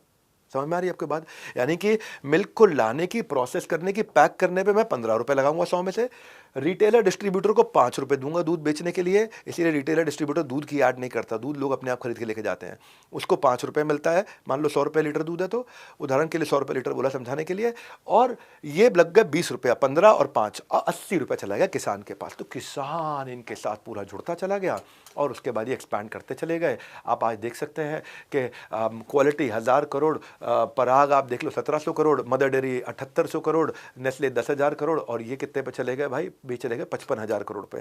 सारे के सारे अम्ब्रेला ब्रांडिंग कर दी, सबका नाम अमूल रखा, हर एक का नाम अलग अलग नहीं रखा। चाहे आइसक्रीम हो, चाहे दूध हो, चाहे मक्खन हो, चाहे इनके पनीर हो, चाहे इनका मिल्क मेड हो, चाहे उनका कुछ भी, मतलब जो रसगुल्ले हो, सब कुछ हो। ये हो गया इनका कि कैसे मैं मंथ ऑन मंथ ग्रोथ कर सकता हूँ। अब मैं आपको एग्जांपल देता हूँ कि क्या life time value of customer आपका फोकस है। सेल्स फोर्स जो हो, ये life time value of customer से पे काम करते हैं। कस्टमर लंबे समय तक, उनको एक बार ERP CRM लगा दिया, अब कस्टमर से हर महीने सब्सक्रिप्शन का पैसा मिलता रहेगा। ये है life time value of customer. आपका फोकस एरिया क्या है? सफल योद्धा औसत आदमी होता है वैसे, लेकिन फोकस उसका लेजर जैसा होता है। ये ब्रूस ली का कहना है। ब्रूस ली का क्या कहना है? और सफल आदमी भी बिल्कुल औसत ही होता है, वो सफल योद्धा है लेकिन औसत होता है, पर उसमें उस औसत आदमी में एक चीज है, फोकस। वो है क्रिटिकल सक्सेस फैक्टर। फोकस की डेफिनेशन आज आपको दे देता हूं अपनी। Follow one course until successful. एक कोर्स पकड़ो और उस पर भागते रहो जब तक तुम सफल ना हो जाओ। रास्ते में बहुत मारने पीटने वाले आएंगे, बहुत दिक्कतें आएंगे, आप तकलीफ में चले जाओगे, दुनिया आपको छोड़ जाएगी, परेशान हो जाएगी, लेकिन follow one course until successful, तब तक आगे चलना हमारे को, उसको बोलते हैं। हाँ, और सफल वही होता है जिसके पास सक्सेस फोकस का फ्रेमवर्क हो। मेरा एक प्रोग्राम है और उसके बारे में एक लाइन में बता देता हूँ, बीबी इम्पैक्ट। मैंने आउटकम ओरिएंटेड प्रोग्राम बनाया जिसमें 52 फ्रेमवर्क दिए हैं, 52 लाइव क्वेश्चन आंसर सेशन दिए हैं, 26 लाइव सेशंस ऑफ एक्सपर्ट दिए हैं, 800 इन्फ्लुएंसर्स के मैंने 800 आपको इम्प्लीमेंटेबल टेम्पलेट्स दिए हैं, साथ में बड़ा बिजनेस कोच दिया है, एक बहुत इवॉल्व कोच जो आपको किसी भी समय आपके क्वेश्चंस का आंसर दे सकता है, 24 घंटे 7 दिन 365 दिन। इस बीबी इम्पैक्ट के बारे में जानना अगर आप चाहते हैं तो जो आप हमारा एक फ्री वेबिनार करने जा रहे हैं शाम 7:30 बजे, उसका लिंक डिस्क्रिप्शन में दे रहे हैं, वो मेरा पेड प्रोग्राम है। फिलहाल अभी हम फ्री प्रोग्राम की बात करते हैं। बीबी इम्पैक्ट के लिए आप अपने एडवाइजर को फ़ोन कर सकते हो, आप फ्री वेबिनार ज्वाइन कर सकते हो, उसकी डिटेल ले सकते हो। फिलहाल इस फ्री प्रोग्राम में दूसरी स्ट्रैटेजी होशिन कैनरी। अब जब बिजनेस को फोकस में आगे लेके जाते हैं तो स्ट्रैटेजी एक है बड़ी काम की, जापानीज को बोलते हैं होशिन कैनरी। होशिन कैनरी मैं समझाता हूं। विजनरी कंपनी में 1% विजन और 99% अलाइनमेंट चाहिए होता है। जैसे जैसे टीम बढ़ती है अलाइनमेंट बहुत ज़रूरी है। चाहे 10 लोगों की टीम है, अलाइनमेंट बहुत ज़रूरी है। गोल्स जो है ना, वो उसको पहुंचने के लिए आप ऐसे को समझो, होशिन का मतलब होता है डायरेक्शन और कैनरी का मतलब होता है एडमिनिस्ट्रेशन। ऐसे समझो आप, जापानीज है, आसान भाषा में समझाऊंगा। होशिन मतलब कंपनी को किस दिशा में एग्जैक्टली जाना है। क्रिटिकल सक्सेस फैक्टर सीख लिया आपने, क्रिटिकल सक्सेस फैक्टर डिसाइड किया, आप होशिन डायरेक्शन फाइनल करोगे। कैनरी उस डायरेक्शन को अचीव कैसे किया जाए, इसको बोलते हैं स्ट्रैटेजी। हाँ, देखो इसको डिवाइड करके बताता हूं। देखो जब ये दोनों साथ में मिल जाते हैं तो एक सेंटेंस कहा जाता है, how do we manage our direction. Hoshin Kanri, how do we manage our direction. Manage Kanri हो गया, डायरेक्शन होशिन हो गया। यानी कि जो मैनेज करते वक्त कम्युनिकेशन करना है उसको बोलेंगे कैनरी। भाई ये आपको अचीव करना है, तेरा रोल क्या है, तेरे टॉप 3 गोल्स क्या है, कम ऑन तेरा रोल क्या है, टॉप 3 गोल्स क्या है। हर आदमी का रोल क्या है, टॉप 3 गोल्स क्या है। जूनियर एम्प्लॉय का रोल क्या है, टॉप 3 गोल्स क्या है। एक रोल क्या है, उस रोल को अचीव करने के लिए टॉप 3 गोल्स क्या है, उसको कम्युनिकेट करना। पर रोल क्या है वो है होशिन, और टॉप 3 गोल्स क्या है, कैसे करोगे, वो है कैनरी। तो communication and execution of direction, ये होता है होशिन कैनरी। आसान भाषा में समझा रहा हूं। हो का मतलब है डायरेक्शन, शिन का मतलब है नीडल, उस नीडल को पकड़ के रखना डायरेक्शन की, ये हो गया हो शिन। और कैन का मतलब है कंट्रोल, कि मैं वहां जा रहा हूं कि नहीं जा रहा हूं। और री का मतलब है मैं वहां क्यों जा रहा हूं, रीजन। तो होशिन हो गया मेरा कंपास डायरेक्शन, कैनरी हो गया मेरा मैनेजमेंट। जब मेरा कंपास डायरेक्शन और मेरा मैनेजमेंट सब का सब अलाइन होकर के एक दिशा में चल रहे होंगे, उसको बोलते हैं स्ट्रैटेजीज। वहां जाएंगे कैसे यार, स्ट्रैटेजी की डेफिनेशन क्या था, अभी कहाँ है, जाना कहाँ है, कैसे जाओगे, होशिन कैनरी करके जाओगे। होशिन का मतलब है कंपास, हर आदमी को क्लियरली उसका कंपास मिल जाए। और कैनरी का मतलब है मैनेज करना, कि वो वहां जा रहा है कि नहीं जा रहा, वो वहां पहुंच रहा है कि नहीं पहुंच रहा। हाँ, देखो आप इसको ऐसे समझो, क्या ज़्यादा महत्वपूर्ण है, बीइंग इफेक्टिव और being efficient. Being effective is more important than being efficient. Hoshin में डायरेक्शन बहुत इंपॉर्टेंट है, इफेक्टिव, और कैनरी है एफिशिएंसी, कितनी स्पीड से मैं वहां जाता हूं। हाँ, आपको क्वेश्चन पूछता हूं, क्वेश्चन थोड़ा सा ट्रिकी है। Scheduling the priority versus prioritising the schedule, जवाब दो। आप सब भी सोचो जो मेरे आसपास बैठे हो, स्केड्यूलिंग द प्रायोरिटी या प्रायोरिटाइजिंग द शेड्यूल। ज़्यादातर लोग बताएंगे प्रायोरिटाइजिंग द शेड्यूल, स्केड्यूल को प्रायोरिटाइज करो, लेकिन रियल आंसर है स्केड्यूलिंग दी प्रायोरिटी। पहले मैं प्रायोरिटी को स्केड्यूल कर लूँ, मेरे पास में 10 प्रायोरिटी है, स्केड्यूल कर लूँ, ये टॉप 2 पे काम करेंगे, टॉप 1 पे काम करेंगे। पहले प्रायोरिटी आएगी, फिर उसके बाद स्केड्यूल आएगा, मैं वहाँ कैसे पहुँचूंगा, क्या क्या करूँगा, आज का स्केड्यूल क्या है, कल का स्केड्यूल क्या है, परसों का स्केड्यूल क्या है, लेकिन प्रायोरिटी दिशा है मेरी। जब ये चीज़ समझ में आती है तो ऑर्गेनाइजेशन अलाइन होती है। जितनी ज़्यादा अलाइंड ऑर्गेनाइजेशन हो उतनी इफेक्टिवनेस आती है। ये मैं आपको 8वें दिन सिखाऊंगा कि कैसे प्रोडक्टिविटी को मल्टीप्लाई किया जाए, पर अभी एज स्ट्रैटेजी होशिन कैनरी समझ में आना चाहिए। मैं एक पजल देता हूं आपको। अगर आप एक जंगल में खो गए और 11:30 बज रहे हैं रात के, और 12 बजे तक आपको उस जंगल से बाहर निकलना है। आसपास घूम रहे हैं आप, जंगल में देख रहे हैं, आपको कुछ समझ नहीं आ रहा कहाँ जाना है कहाँ जाना है, और आपके पास आधा घंटा बचा है और आधे घंटे के अंदर बाहर निकलना है। नहीं तो रूल क्या है, 12 बजे आप वहाँ मारे जाओगे। 12 बजे चुड़ैल आएगी, आपको खा जाएगी, मार देगी। 12 बजे ही निकलती है वहाँ प्रेतात्मा चुड़ैल। 11:30 से 12 भी नहीं, आपको 11:59 पर निकलना है। 12 बजते गेम ओवर। अब आधा घंटा आपके पास में। अब इस पजल में आप देख रहे हो पूरे घने जंगल के अंदर खड़े हो और आधा घंटा आपके पास में है। तो उस आधे घंटे के अंदर आपको दो ऑप्शन दी जा रही है, एक घड़ी और एक कंपास। तो अब क्या लोगे? घड़ी लोगे आधा घंटा टाइम मैनेज करने के लिए कि आधे घंटे में निकलना है, या कंपास लोगे डायरेक्शन मैनेज करने के लिए? आप टेक्निकली कंपास लेना चाहिए आपको। कंपास से आपको डायरेक्शन मिल जाएगा, मुझे इस डायरेक्शन, एक डायरेक्शन में भागूंगा, चाहे मुझे उस सर्कल का डबल रेडियस कवर करना पड़ जाए, लेकिन डायरेक्शन एक रखूंगा और यहाँ भागते जाऊंगा भागते जाऊंगा भागते जाऊंगा भागते जाऊंगा। टाइम देख के क्या होगा, कभी इधर भागा टाइम निकल गया, कभी उधर भागा रास्ता नहीं मिल रहा, इधर भागा उधर भागा टाइम निकल जाएगा। टाइम देखने से नहीं, टाइम नहीं मैनेज करना है, डायरेक्शन मैनेज करना है। ये है होशिन कैनरी। जब पूरी कंपनी का डायरेक्शन मैनेज हो जाएगा ना, तो वो कम टाइम में वो डायरेक्शन को पहुंच जाएंगे, अचीव कर जाएंगे। लेकिन पूरी कंपनी अगर टाइम मैनेज करती रहेगी और डायरेक्शन मिस होगी, अलग अलग डायरेक्शन में भागेगी। हाँ, अगर अर्जुन का जो रथ था उसमें 5 घोड़े थे और पांचों घोड़ों अगर अलग दिशा में भागे ना, तो घोड़ा उलट जाएगा और अर्जुन युद्ध हार जाएगा। लेकिन अगर अर्जुन को घोड़ों को डायरेक्शन देना आता है, हाँ, कि मुझे इस डायरेक्शन में जाना है और इतनी तेज रस्सी चलानी है, तो जो डायरेक्शन है वो है होशिन, और रस्सी कैसे कंट्रोल करनी है वो है कैनरी। साधारण भाषा में समझा रहा हूँ मैं आपको, जापानीज टूल, इतना बढ़िया टूल, साधारण भाषा में समझा रहा हूँ।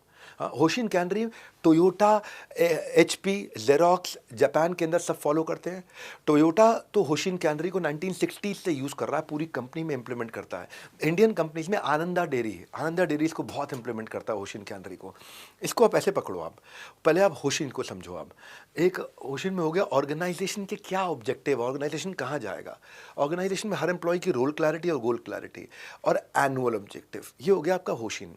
फिर आएगा आपका कैनरी। हाँ, कैनरी के नीचे नीचे कैनरी में क्या है, उस डायरेक्शन को, उस रोल क्लैरिटी को, गोल क्लैरिटी को मैं कम्युनिकेट कैसे करूं, मैं उसको इम्प्लीमेंट कैसे करूं, रिव्यू कैसे करूं, रिव्यू और इम्प्लीमेंट कैसे करूं, मंथली और वीकली रिव्यू कैसे करूं, क्वार्टरली रिव्यू कैसे करूं कि वो डायरेक्शन को जा रहे हैं कि नहीं जा रहे हैं। नहीं जा रहे हैं, अरे थोड़ा इधर गए रिव्यू करके ठीक किया, थोड़ा इधर गए रिव्यू करके ठीक किया, थोड़ा फिर गलत गए रिव्यू करके ठीक किया।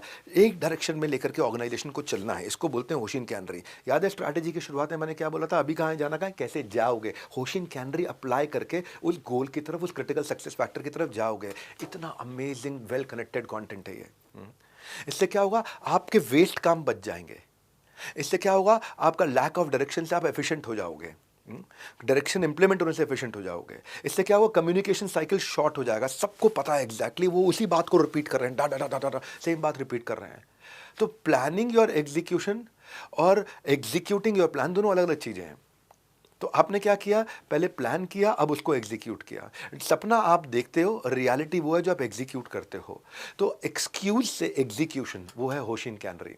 वैसे पार्टिसिपेशन का देखो, आप लोग को बोल रहा हूँ, एक ही मतलब होता है, लेकिन यहाँ पार्टिसिपेशन का मतलब है प्रोग्रेस और प्रमोशन।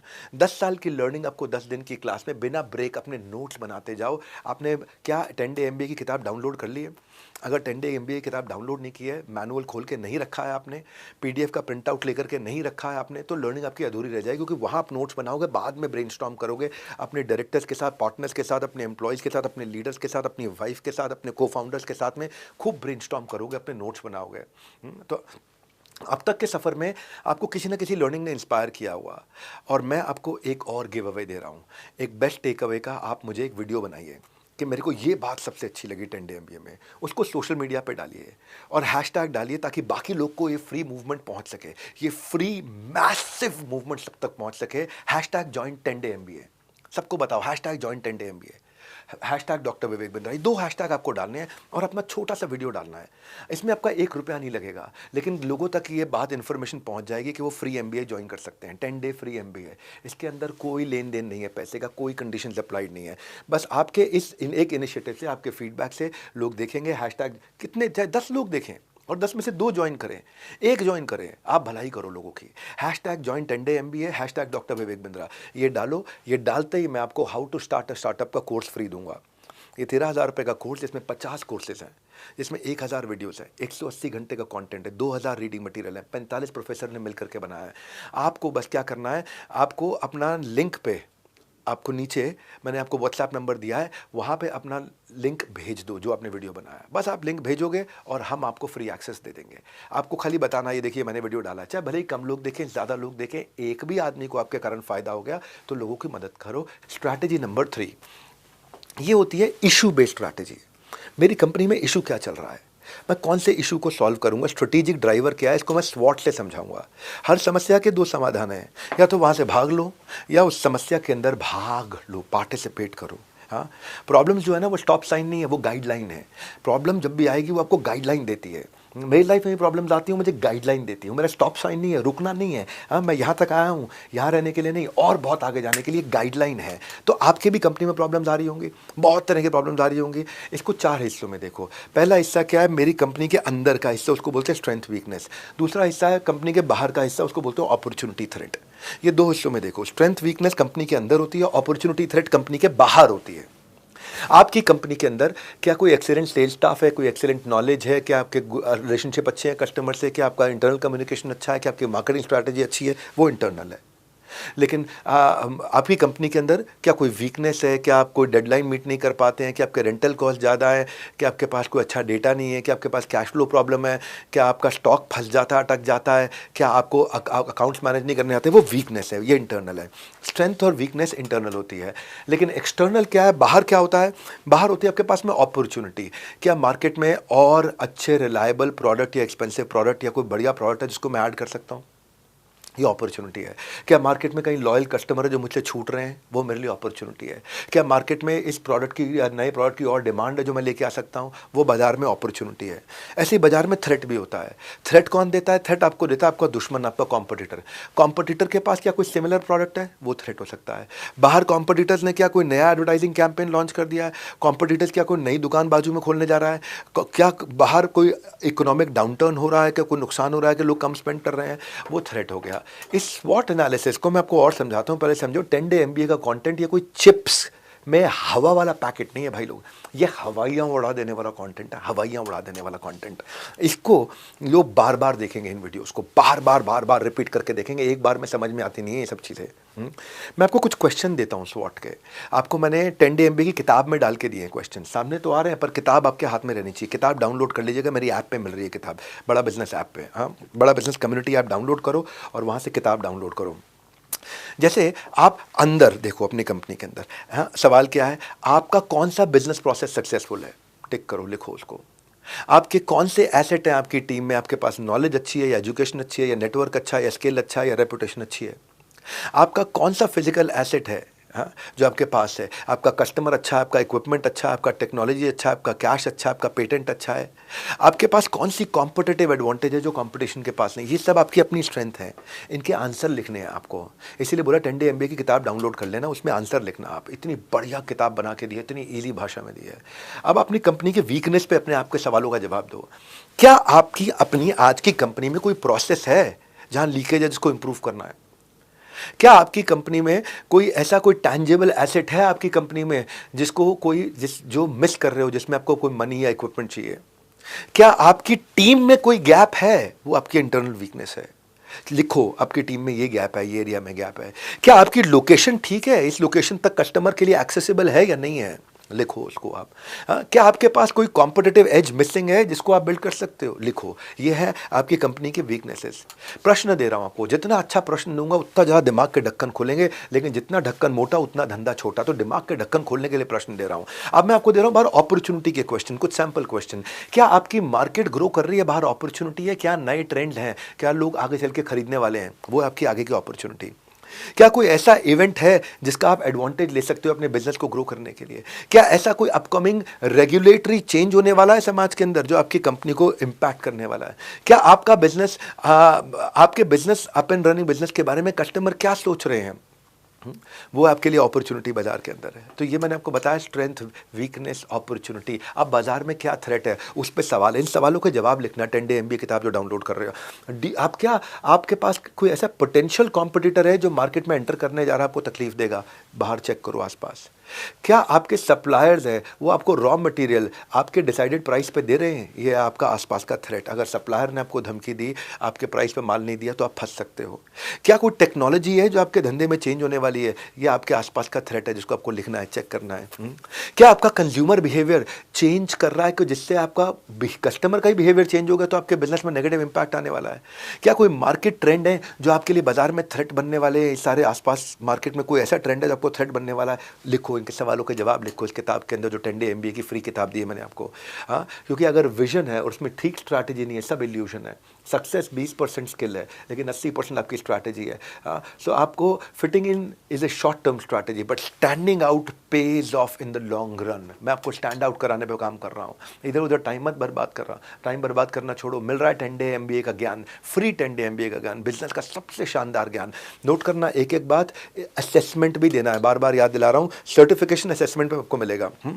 और खुद को सही तरीके से मेजर करने के लिए आसपास के लीडर बोर्ड को भी चेक करो। मैं लीडर बोर्ड बना, इतना सब कुछ फ्री में दे रहा हूँ, लीडर बोर्ड बना करके दे रहा हूँ। आप वहाँ पे डिस्कशन फोरम्स दे रहा हूँ मैं सबके साथ में, आप डिस्कशंस भी कर सकते हो, बाकियों के मुकाबले आप कैसा परफॉर्म कर रहे हो, और ये सब मिलेगा आपको बड़ा बिजनेस कम्युनिटी ऐप पे। ये डिस्क्रिप्शन में मैंने लिंक दिया, आपने अगर तीसरा दिन है, आज तीसरे दिन मैं आपको आकर के सब बता रहा हूँ। मैनुअल डाउनलोड करो, असेसमेंट दो, और लिंक नीचे आपको दिया हुआ है।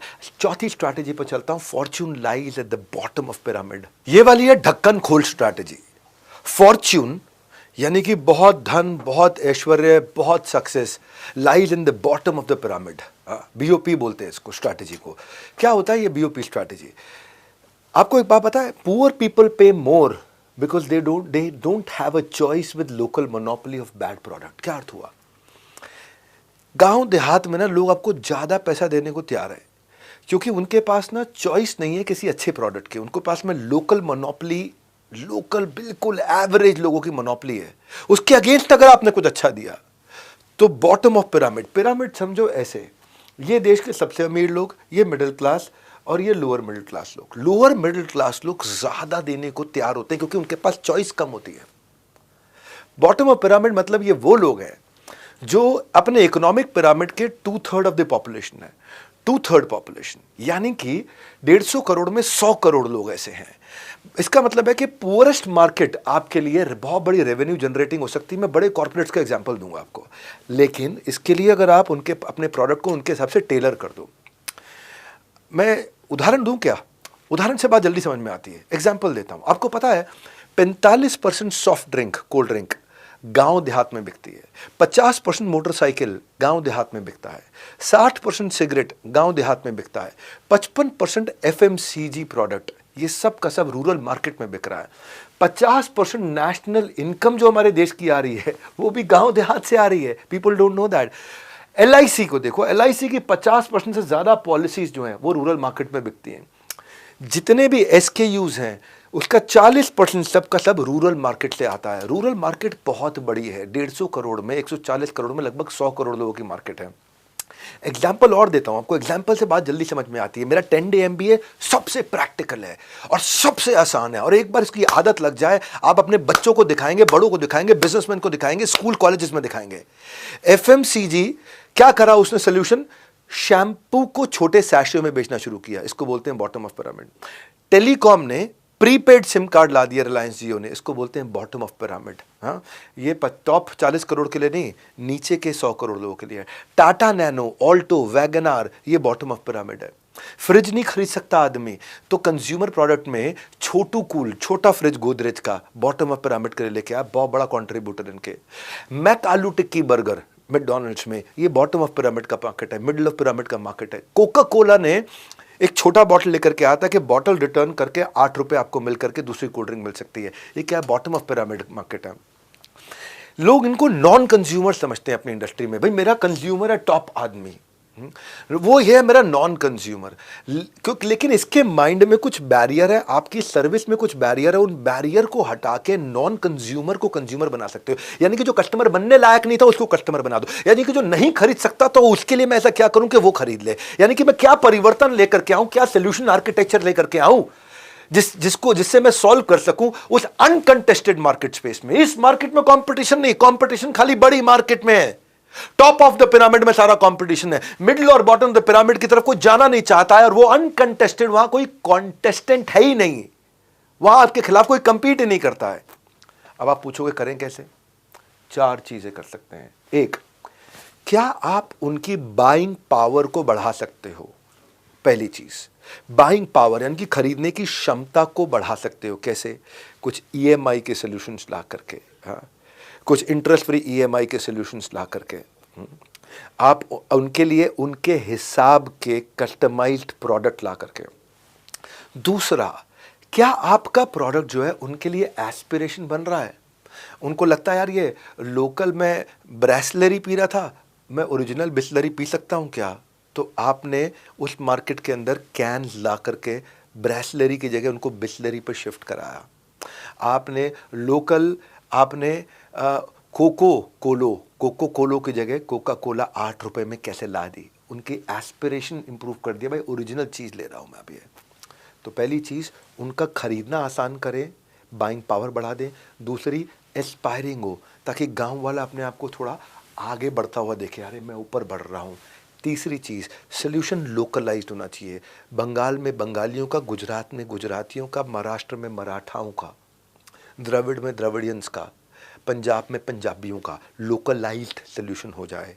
और चौथी चीज, वहां तक आपका प्रोडक्ट पहुंच सके, एक्सेस हो सके, उनको मिल सके। ये 4 चीज़ों पे सोचना। सवाल दिए, बड़े कमाल के सवाल दिए हैं कि आप कैसे आप एक्सपैंड करोगे। स्ट्रैटेजी याद है ना, शुरू में चैप्टर क्या था? कैसे जाओगे? 4 चीज़ें करके जाओगे। कस्टमर का खरीदना आसान करो, उनकी खरीदते वक्त इज्जत बढ़ा दो, उनको उनके गांव देहात, शहर, मोहल्ले, उनके अपने राज्य के हिसाब का सोल्यूशन दो। और चौथा, वो खरीदना उनके लिए आसान हो जाए, उनको दूर दराज तक ना पहुँचना पड़े। अगर ये आप 4 चीज़ें करते हो तो क्या है, ऊपर तो है आपका परफेक्ट कस्टमर, नीचे है इम्परफेक्ट कस्टमर। ग्रोथ परफेक्ट में नहीं है, highest headroom of growth non perfect customer में है। बिना एग्जाम्पल के नहीं चलूंगा, आपको एग्जाम्पल देता हूं। जो आपका विस्तारा एयरलाइंस है वो परफेक्ट कस्टमर पे काम कर रहा है, प्रीमियम कस्टमर पे काम कर रहा है। इंडिगो ने नॉन कंज्यूमर को कंज्यूमर बनाया, जो ट्रेन पे घुमा करता था आज इंडिगो में जाता है। ताज, रैडिसन, नोवोटेल या अच्छे जितने प्रीमियम होटल हैं वो सब परफेक्ट कस्टमर अमीर आदमी पर काम कर रहे थे। ओयो ने धर्मशाला वाले को अपना कस्टमर बना दिया। ओयो ने नीचे वाले को, जो अपने रिश्तेदार के घर जाकर रुकता था, जो किसी हॉस्टल शेड जगह पे जाकर रुकता था, उसको अपना कस्टमर बना दिया, नज़दीक लाके उस एक्सपीरियंस को। एयरटेल वोडाफोन सारे प्रीमियम कस्टमर्स पे काम किया करता था। जियो ने नॉन कंज्यूमर को कंज्यूमर बना दिया गाँव पहुँच के। मेरू कैब, क्विक कैब सब टॉप कस्टमर्स पे काम करते थे। 64 रुपये किलोमीटर, 82 रुपये किलोमीटर, 100 रुपये किलोमीटर। ओला कैब नीचे आया, इसने बस में, ऑटो वाले में, घूमने वाले को अपना कस्टमर बना दिया। आपने क्या किया? बॉटम ऑफ पिरामिड पे काम किया। इसके लिए करना क्या होता है? पहला, क्या प्राइस को अफोर्डेबल कर सकते हो? दूसरा, क्या इनोवेशन, माइनर नहीं, हाँ, इंक्रीमेंटल चेंज नहीं, रैडिकल चेंज ला सकते हो इनोवेशन में। और तीसरा, अगर आप वहाँ नहीं पहुँच सकते तो कोलैबोरेशन करोगे, कौन आपको वहाँ पहुँचा सकता है, क्योंकि आप पहुँचोगे तो बहुत कैपिटल, बहुत कॉस्ट जाएगी, और कोई कोलैबोरेटर आपके साथ डिस्ट्रीब्यूशन वहाँ पहुँचा दे तो आप बहुत जल्दी पहुँच जाओगे। ये 3 चीज़ें अगर आपने करी, आप बॉटम ऑफ पिरामिड को समझ जाओगे। आपको एजुकेट करना पड़ेगा सेमी लिटरेट मार्केट को, नीचे की मार्केट को, अपनी प्रोडक्ट रेंज के मामले। आपने उसको अफोर्डेबल दे दिया, आपने मैन्युफैक्चरिंग की एफिशिएंसी ला दी और वहां ट्रांसपोर्ट करके पहुंचा दिया। इसको समराइज कैसे करोगे? 3A में करोगे। आपने नीचे के गरीब तबके को अवेयर कराया, उसके लिए अफोर्डेबल कराया और उसके तक अवेलेबल करा दिया, पहुंचा दिया। उसको दिमाग से अवेयर कराया, उसकी जेब पे अफोर्डेबल बनाया और उसको खरीदने के लिए अवेलेबल कर दिया। अवेयरनेस, अफोर्डेबल, अवेलेबल, क्या गेम चेंजिंग चीज़ें हैं। इन पे सोचोगे ना, दिमाग के ढक्कन खुल जाएंगे। इतनी आसानी से बॉटम अप पिरामिड कौन सिखाएगा आपको? ये 10 दिन ना अच्छे दिन की दस्तक है आपके लिए। ये 10 दिन आपके लिए नए रास्ते, नए होप खोल देंगे। मेरे साथ सीखो और बनो 10 on 10 with the free 10-day MBA। नए साल पे सबके अपने रेजोल्यूशन होते हैं, जिम जाना है, बुक्स पढ़नी है, इन्वेस्ट करना है। मैंने ऑलरेडी रेजोल्यूशन स्टार्ट कर दिया रेवोल्यूशन लाने का 10-day फ्री MBA के साथ। फ्री है लेकिन फंक्शनल है, फ्री है लेकिन आपको नेक्स्ट लेवल पर ले जाने के लिए है। अगली स्ट्रैटेजी, 5वीं स्ट्रैटेजी, मार्केट बैरियर। आपको डिस्काउंट ना देना पड़े, उधार ना देना पड़े, कैसे मार्केट बैरियर को समझो। लेकिन साथ में किताब डाउनलोड करो, फ्री 10-day MBA की बुक डाउनलोड करो, नीचे लिंक दिया हुआ, ऐप पे जाओ, बड़ा बिजनेस कम्युनिटी ऐप पे जाके डाउनलोड करो, टेस्ट भी दो और सर्टिफाई हो जाओ 10-day MBA के साथ। Super solid content, market barrier. Market barrier entry के भी होते हैं, एग्जिट के भी होते हैं। दूसरा आदमी ना घुस सके वो वाले भी होते हैं, और मेरा कस्टमर मुझे छोड़ के ना जा सके वो वाले होते हैं। दो प्रकार के बैरियर होते हैं। मैं जो धंधा कर रहा हूं इसमें कोई कंपटीशन ना खड़ा हो जाए, और जो मैं धंधा कर रहा हूं इसमें मेरा कस्टमर छोड़ के किसी कंपटीशन के पास ना चला जाए। पहले मैं एंट्री बैरियर की बात करता हूं। कुछ ऐसा डिफरेंशिएटिंग फैक्टर लेकर के आओ। हाँ, बहुत एग्जाम्पल्स के साथ बात करूंगा। मज़ा आता है मेरे को एग्जाम्पल से बात करने में, क्योंकि मुझे पता है मेरे कस्टमर्स मुझे फीडबैक देते हैं कि डॉक्टर बिंद्रा आप ही हो जो केस स्टडी एग्जाम्पल्स के साथ समझाते हो, आप ही हो। और हाँ, मैं समझाऊंगा, मेरी जिम्मेदारी है, मेहनत करके आता हूं और फ्री में ला करके आपको अमेजिंग कंटेंट दे रहा हूं। इंटेलेक्चुअल प्रोटेक्शन अगर आप लेके आते हो, ये है माइक्रोसॉफ्ट इंटेलेक्चुअल प्रॉपर्टी प्रोटेक्शन लेकर के आया। फार्मा में एंट्री बैरियर क्या होता है? पेटेंट और लाइसेंस कर लो, दूसरा आदमी घुस नहीं पाता। 10 साल का पेटेंट होता है, बाद में जेनेरिक मेडिसिन मिलती है, आप अच्छा मार्जिन कर लेते हो। एंट्री बैरियर, कोई और नहीं घुसता। डिस्ट्रीब्यूशन नेटवर्क बहुत बड़ा कर लो, यूनिलीवर ने, पेप्सी ने बनाया, तो अब कोई और कोल्ड ड्रिंक घुस पाई आज तक देश में? हमारे घुस पाती होती तो अब तक 20, 25, 40, 50 तरह की कोल्ड ड्रिंक्स होती है। 20, 25, 50 कोल्ड ड्रिंक्स इसलिए नहीं है क्योंकि यूनिलीवर, कोका कोला, पेप्सी ने डिस्ट्रीब्यूशन, यूनिलीवर ने खासतौर से इतना बड़ा कर दिया है। एक्सक्लूसिव राइट, किसी के साथ ऐसी पार्टनरशिप कर लो कि वो अब कि आपका माल केवल वहां मिले और केवल वही आपका माल बेचे। शाओमी और फ्लिपकार्ट की सक्सेस सबको पता है। शाओमी का मोबाइल खाली फ्लिपकार्ट पे मिलता था और वो फ्लिपकार्ट पे 1 मिनट में हजारों लाखों मोबाइल बिक जाया करते। Exclusive right. हाँ, अब क्या कोई और नहीं घुस पाया इसके अंदर? हाँ, या तो फिर प्रोप्राइटरी टेक्नोलॉजी लेकर के आओ, टेक्नोलॉजी को प्रोप्राइटरी बना दो। एक टेक्नोलॉजी प्रोप्राइटरी मुझे याद है ओयो ने बनाई थी, क्रिप्टॉन, जिसका उसको बहुत फायदा हुआ था। देखो, एक और एंट्री बैरियर है, कोई और कभी ना घुस पाए, सबकी हालत खराब हो जाए, धुआं निकल जाए, वो है हाई कैपिटल इन्वेस्टमेंट। वो रिलायंस जियो ने किया था, आते ही 3.5-4 लाख करोड़ रुपए लगा दिया। ये सबके लिए पॉसिबल नहीं है, लेकिन एंट्री बैरियर है। एग्जाम्पल तो बताना मुझे जरूरी था कि ये भी एक एंट्री बैरियर है, कोई और एंटर नहीं कर पाया। बेचारे सारे के सारे खत्म हो गए। 13 टेलीकॉम कंपनीज थी, 3 रह गई। क्यों? इतना 3.5-4 लाख करोड़ रुपए लगा दिया, किसी में इतनी दम नहीं होता है। या फिर इकोनॉमीज ऑफ स्केल, जैसे D mart, economies of scale, इतना स्केल पे काम करता है कि उसका कॉस्ट इतनी कम हो जाती है। या फिर ब्रांड इक्विटी भी एंट्री बैरियर होता है। जैसे फेविकॉल के अलावा चिपकाने वाला एडहेसिव किसी को समझ ही नहीं आता है। आप कुछ और ले आओ, वेमिकॉल, ये कॉल, कोई सा कॉल, इसका कॉल, वैसा कॉल, कुछ नहीं चलता है। फेविकॉल ही चलता है बाजार में, एमसील ही चलता है। एमसील होता क्या है? एपॉक्सी कंपाउंड बोलते हैं एमसील को। एमसील प्रोडक्ट का नाम नहीं है, ब्रांड का नाम है। प्रोडक्ट होता है एपॉक्सी कंपाउंड। किसी को एपॉक्सी कंपाउंड नहीं पता, सब बोलते हैं भैया एमसील देना, भैया एमसील देना। ए भैया एमसील पकड़ाओ ना, क्या कर भैया एमसील दो। हाँ, वो बोले एपॉक्सी कंपाउंड देना, किसी को सुना आपने? नहीं, इसको बोलते हैं ब्रांड इक्विटी, रिकॉल वैल्यू। या फिर कस्टमर सर्विस हो सकता है एंट्री बैरियर। आज भी पिज्जा पे डोमिनोज ही याद आएगा। पिज्जा की कई कंपनियां ही नहीं चल पाई, डोमिनोज ही चलता है, क्योंकि कस्टमर सर्विस अच्छी है उसकी, फट से डिलीवर करता है आपको। या फिर लॉयल्टी बियॉन्ड लॉजिक, इतना लॉयल है लोग एप्पल को लेके, इतना एप्पल को लेके लॉयल है कि कोई लॉजिक देखने को तैयार नहीं है। एप्पल चीज़ें कम किए जा रहा है, एसेसरीज कम किए जा रहा है, कॉस्ट बढ़ाया जा रहा है, कुछ भी किए जा रहा है। एप्पल कैमरे में हल्का इधर वाले को इधर कर देता है, इधर वाले को इधर कर देता है। लोग कोई लॉजिक नहीं देखते, बस लॉयल है, भाई एप्पल है। एंट्री बैरियर, कोई और उस प्राइस पे घुस ही नहीं पा रहा है, कोई नहीं घुस पा रहा है।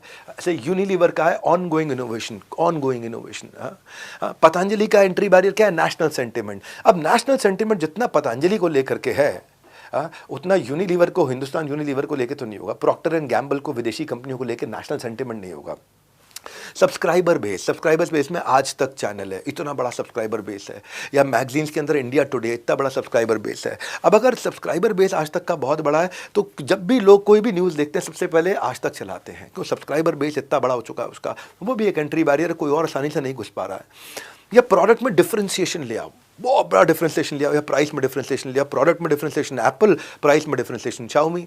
तो अब क्या है, इतना डिफरेंशिएशन लिया हो कि लोग कंपेयर ही ना कर पाए किसी के साथ में। कई बार तो ट्रेड सीक्रेट, कुछ चीज़ें ऐसी छुपा के रखी हुई हैं, किसी को नहीं पता चलेगी। कोका कोला कैसे बनती है आज तक किसी को नहीं पता चला। जैसे अगर ट्रस्ट हो तो रियल एस्टेट बिकता है, लेकिन लोग ट्रस्ट नहीं होता इसलिए रियल एस्टेट नहीं बिकता। तो जिसमें से गोदरेज में ट्रस्ट है लोगों को, है ना, तो लोग गोदरेज की रियल एस्टेट प्रॉपर्टी में इन्वेस्ट कर लेते हैं। मैन्युफैक्चरिंग एफिशिएंसी, 150 सेकंड में बर्गर, 180 सेकंड में बर्गर, इतना फास्ट बर्गर बना रहा है मैकडॉनल्ड्स। एंट्री बैरियर है बर्गर के मामले में, मैकडॉनल्ड्स आता दिमाग में। क्वालिटी रिलायबिलिटी भी एक एंट्री बैरियर है। टोयोटा इनोवा की गाड़ी 5 लाख किलोमीटर चलाने पे भी इंजन नहीं खुलता, बैरियर है एक। अब बड़ी टैक्सी हो तो आपने टोयोटा इनोवा ही देखी है, अगर बड़ी गाड़ी मंगाओ तो वो इनोवा ही लेकर के आता है, और तो गाड़ी मैं सुना नहीं है। टैक्सी के अंदर आपने कभी स्कॉर्पियो चलती नहीं देखी होगी, टैक्सी के अंदर आपने बोलेरो आसानी से नहीं चलती देखो, इनोवा आती है। और उसके टाइप की कई गाड़ियाँ हैं लेकिन इनोवा चलती है। या फिर कॉन्ट्रैक्ट बेस्ड अग्रीमेंट, अगर कॉन्ट्रैक्ट कर लो आप कस्टमर के साथ में तो कोई और नहीं घुस पाता बीच में, या कस्टमर को इतनी कन्वीनियंस दे दो, इतनी कन्वीनियंस दे दो, इतनी कन्वीनियंस दे दो, कोई और नहीं घुस पाए। जैसे आप देखोगे कि iOS का कस्टमर एंड्रॉयड पे नहीं जाता, एंड्रॉयड का कस्टमर iOS पे नहीं जाता, कन्वीनियंस का मामला है। या एक्रेडिटेशन सर्टिफिकेशंस आपके पास इतने सारे हो कि वो आदमी दूसरे कॉम्पिटिटर के पास जाए नहीं, दूसरे कॉम्पिटिटर का बेचारा एंट्री बैरियर हो जाए। जैसे मेडिकल फील्ड में बहुत होता है, या FSSAI या NABH या IDA, कई सर्टिफिकेशन होते हैं जो हर एक के पास नहीं है, अगर आपके पास है तो दूसरों के अगेंस्ट आपके पास एंट्री बैरियर हो जाता है। पर्सनालिटी भी एक एंट्री बैरियर है, अगर आपकी पर्सनालिटी बहुत स्ट्रांग है, आपका ब्रांड बहुत स्ट्रांग है, आपका फेस वैल्यू बहुत स्ट्रांग है, तो भी आपका धंधा आगे बढ़ता है। ये मैं इसके अलावा एग्जिट बैरियर भी सिखाता हूँ, पर यहाँ सिर्फ सुनना नहीं, ठीक से समझना भी है। मैं इन सब पे आपका टेस्ट लूंगा, सेशन के बाद आपका असेसमेंट होगा, असेसमेंट जरूर अपीयर करिए, आपको पता तो चलेगा आपने सीखा कितना है, आप आए टाइम वेस्ट करके चले गए, आप कैसा परफॉर्म कर रहे हो। मैं इतनी सीरियस तरीके से दे रहा हूँ, इसीलिए मैंने आपको लीडर बोर्ड दिया है, इसीलिए आपको कंपैरिजन कर दिया है कि जितने बाकी लोग अटेंड कर रहे हैं आप उनके मुकाबले पे कहाँ पे खड़े हो उस समय, इसलिए ऐप डाउनलोड करके फटाफट करो। अब मैं आता हूँ स्विचिंग बैरियर पे, एग्जिट बैरियर पे। कोई अगर कस्टमर आ गया तो छोड़ के क्यों ना जाए, कैसे उसको रोकें कि वो आपका लॉयल कस्टमर बन जाए, बिना डिस्काउंट दिए लॉयल कस्टमर बन जाए।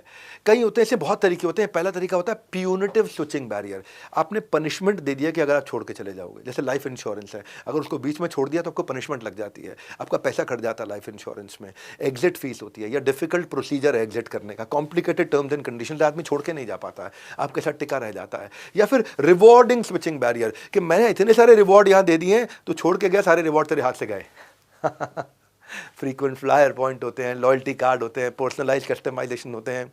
अभी तो पतंजलि ने भी लॉयल्टी कार्ड ला दिए हैं, एयरलाइंस ने कितने लॉयल्टी कार्ड ला दिए हैं, होटल्स ने कितने लॉयल्टी कार्ड ला दिए हैं, तो आपके इतने पॉइंट्स बन जाते हैं वहाँ लॉयल्टी के कि आप हर ट्रांजैक्शन पे पॉइंट्स देते हो फ्रीक्वेंट फ्लायर्स को, है ना, अफिलिएटेड एयरलाइंस के साथ में।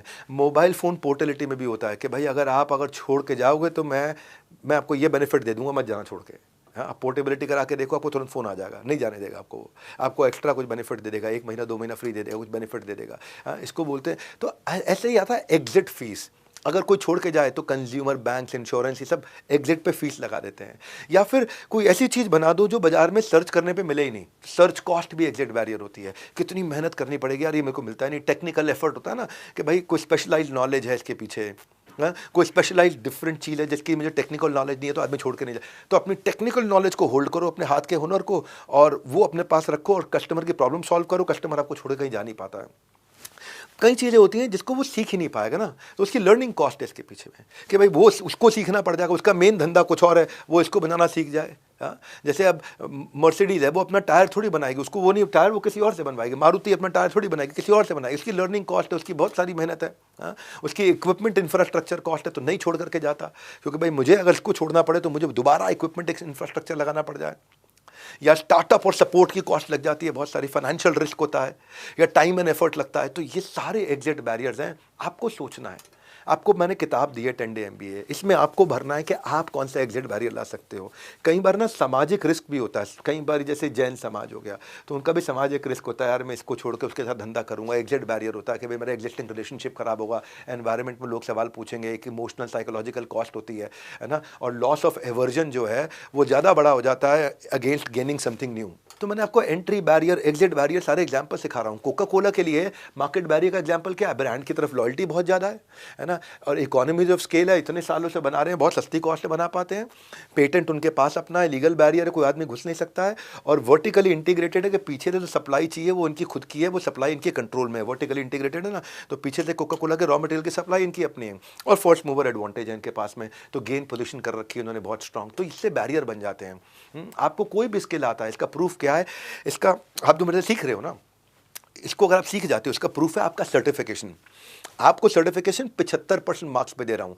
एक है पार्टिसिपेशन का और एक अचीवमेंट का, सक्सेसफुल का। पार्टिसिपेशन 50% पे दे रहा हूँ और सक्सेस आपको देना कि MBA सर्टिफाई हो आप, 75% स्कोर देना है। तो मैं आपको वीडियो लगातार आपके पास अवेलेबल रहेगा जब तक 10 डे MBA चलेगा। हर संडे आता रहेगा, हर संडे आता रहेगा, हर संडे आता रहेगा 10 डे MBA। अभी 3rd आया, अगला 4th मार्केटिंग पे आएगा। लर्निंग आपके लिए फ्री है, पर आपने क्या सीखा वो कंप्लीशन सर्टिफिकेट बताएगा। इसलिए आप अपने लिए, अपने बच्चों के लिए, माँ बाप हो तो अपने बच्चों को बोलो बेटा ये सर्टिफिकेट कंप्लीट करके दिखा, 75% मार्क ला करके दिखा मुझे।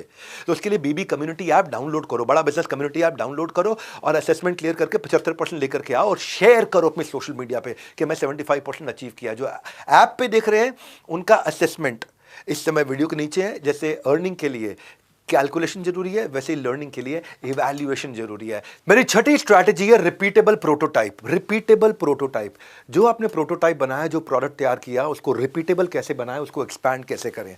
जिस दिन मैं बिजनेस ऑपरेशंस एक्सपेंशन बताऊंगा उस दिन इसको बहुत डिटेल में दूंगा, लेकिन आज स्ट्रैटेजी कैसी होनी चाहिए इसकी शुरुआत अभी से करें। कितनी बार मैंने कई सालों से एग्जांपल दिए, ठग्गू के लड्डू कानपुर के, बिल्ले दी हट्टी ऑफ लाहौर जो छोले भटूरे बनाते हैं, हाजी अली जूस कॉर्नर मुंबई का, हमारी कोई दूसरी ब्रांच नहीं है।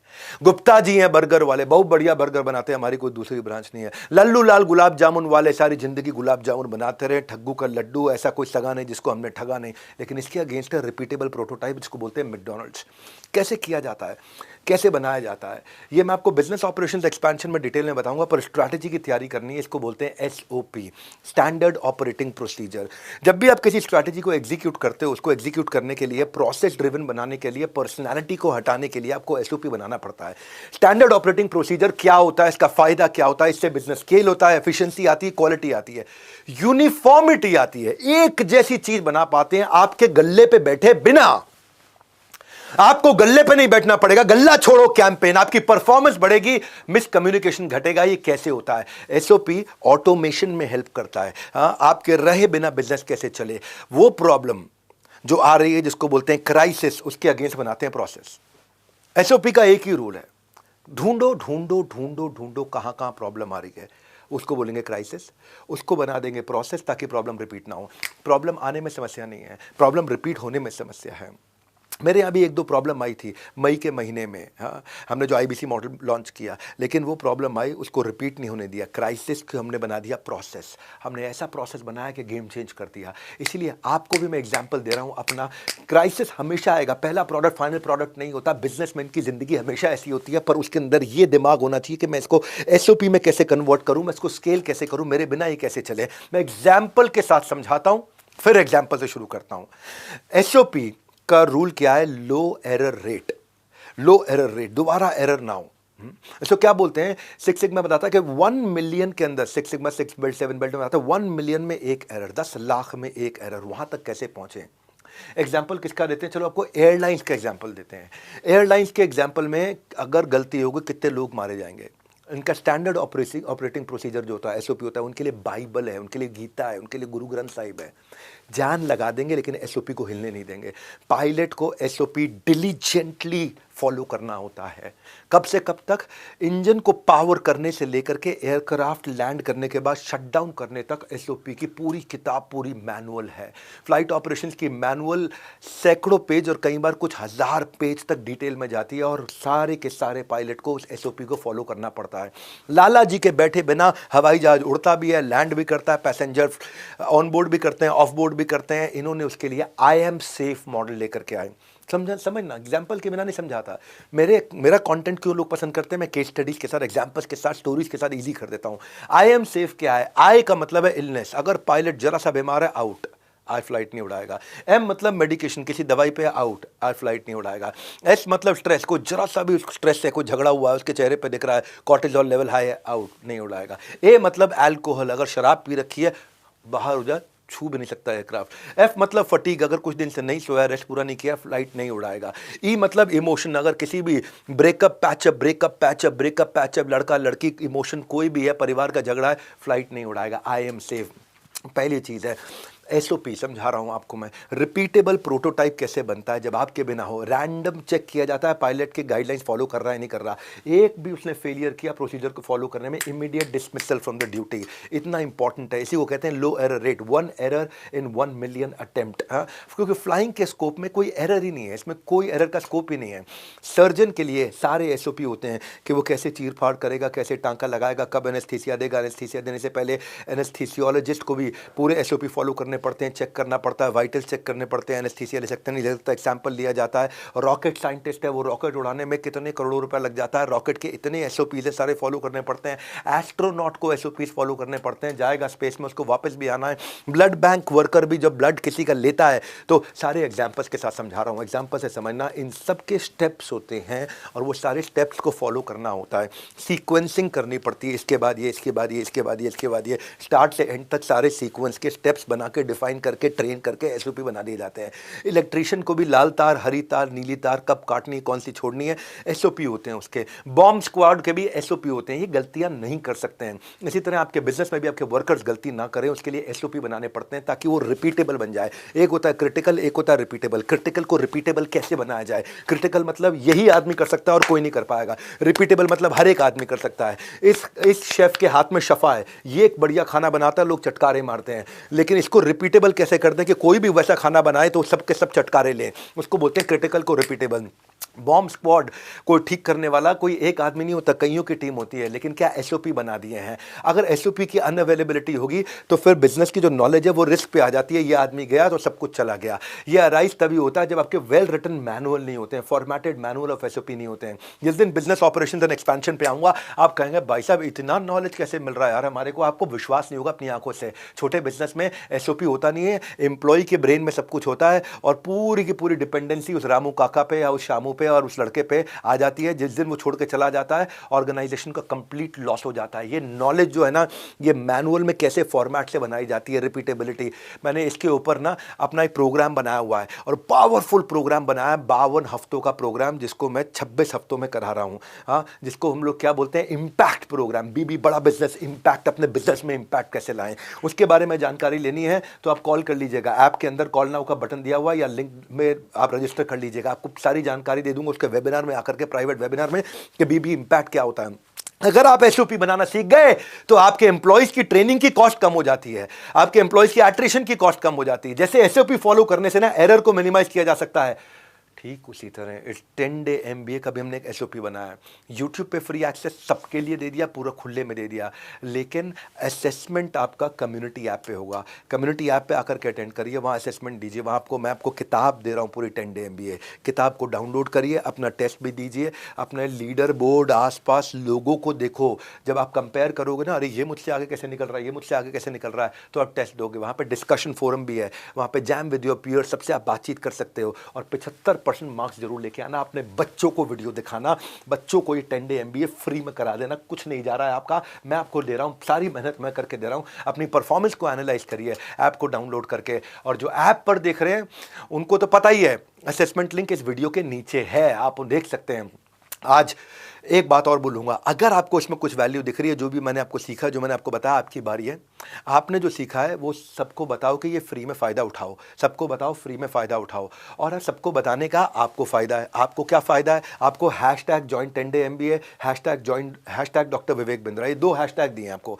हैशटैग जॉइन 10 डे एमबीए, लोगों को बोलो 10 डे एमबीए फ्री में ज्वाइन करो, फ्री में ज्वाइन करो। दूसरा हैशटैग डॉक्टर विवेक बिंद्रा, इस हैशटैग के साथ अपना फीडबैक, छोटा सा वीडियो मोबाइल लेके 30 सेकंड का, 1 मिनट का एक वीडियो बना दो। आपने क्या सीखा और ये क्यों इतना पावरफुल है और फ्री ऑफ कॉस्ट है, ये बना दो। जैसे ही आप बनाओगे, आप WhatsApp your name and video link, अपना नाम और अपना वीडियो लिंक मेरे को व्हाट्सएप कर दो, नीचे नंबर दिया हुआ है, मुझे व्हाट्सएप कर दो।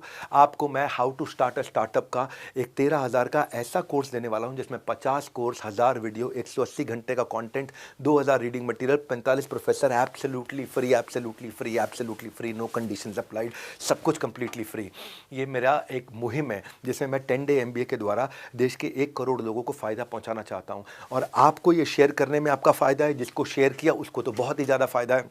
क्योंकि मैं वहाँ पे आपको डिज़ाइन थिंकिंग से लेके अमेज़ॉन पे कैसे बिजनेस बिल्ड करना है, बिजनेस ऑडिट कैसे करना है, स्टोरी टेलिंग बिजनेस में कैसे करनी है, ईसॉप कैसे देना है, मार्केट रिसर्च कैसे करना है, low cost marketing, Instagram marketing, digital marketing, stress management, सब कुछ वहाँ सिखाने वाला हूँ। बहुत सारे कोर्सेज हैं वहाँ पे। तो मैं आपको सिखा रहा था आज रिपीटेबल प्रोटोटाइप, यानी कि बिजनेस में मैंने आपको बहुत सारे एग्जाम्पल दिए, एयरलाइन का एग्जाम्पल डिटेल में दिया। प्रोसेस ऑटोमेशन जब आप करते हो तो उसमें टेक्नोलॉजी चाहिए होती है। हाँ, आप टेक्नोलॉजी से बिजनेस प्रोसेस को ऑटोमेट कर सकते हो। आपको टेक्नोलॉजी नहीं आती, वेंडर आएगा सिखा के जाएगा। 10 वेंडर बुलाओ, 10 वेंडर आपको इतनी नॉलेज दे देंगे कि वेंडर से ज़्यादा नॉलेज आपके पास हो जाएगी। आपकी कॉस्ट रिड्यूस होगी, टाइम सेव होगा, स्केल मैक्सिमाइज कर सकते हो। रिपीटेबल प्रोटोटाइप तभी बनेगा जब टेक्नोलॉजी बीच में आएगी। प्रोसेस ऑटोमेशन का फोकस यही होता है कि प्रिडिक्टेबल रिजल्ट आ सके। गुलाब जामुन लल्लू लाल ने बनाया, अच्छा बनाया, लेकिन अगर छज्जू लाल बनाए तो भी वैसा बना सके, छगन लाल वैसा बनाए, मगन लाल वैसा बनाए, श्याम लाल वैसा बनाए, परशुराम, ये राम वो राम, सब के सब लोग जब बनाए तो वैसा, इसको बोलते हैं प्रिडिक्टेबिलिटी। आप स्टैंडर्ड्स क्वालिटी के मीट कर पाओगे, इंप्रूव ला पाओगे अपनी अपॉर्चुनिटीज में।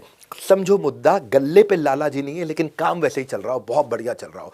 समझो मेरा मुद्दा, आपके रहे बिना आपका धंधा आपके पीछे से रिपीटेबल तरीके से चले। क्रिटिकल का मतलब है ये एक्सपर्ट है, ये कर सकता है। रिपीटेबल का मतलब है अब हर आदमी एक्सपर्ट हो गया है, हर आदमी रिपीट कर सकता है उस क्रिटिकल को। तो क्रिटिकल को रिपीटेबल बनाने पे एंड आपको प्रोसेस को एनालाइज करना है, कैसे करना है, प्रोसेस को इंटीग्रेट करना है। आपको inter organizational, inter departmental experience को जोड़ना है, इंटीग्रेट करना है। इंटीग्रेट करने से आप अपने बिजनेस फ्लो को इंप्रूव कर सकोगे, कम्युनिकेशन को बेटर कर सकोगे, अपने क्लाइंट के साथ कम्युनिकेशन को बेटर कर सकोगे। आपको प्रोसेस ऑर्केस्ट्रेशन करना है। जब ऑर्केस्ट्रा होता है, सबके सब अपनी अपनी बारी बारी सिम्फनी के साथ बजाते हैं। ऑर्केस्ट्रा देखा है सबने कैसे ऑर्केस्ट्रा बजता है, एक आदमी ऐसे ऐसे इशारा करता रहता है, अब इसकी बारी है बजाने की, अब इसकी बारी है बजाने की, अब इसकी बारी है बजाने की।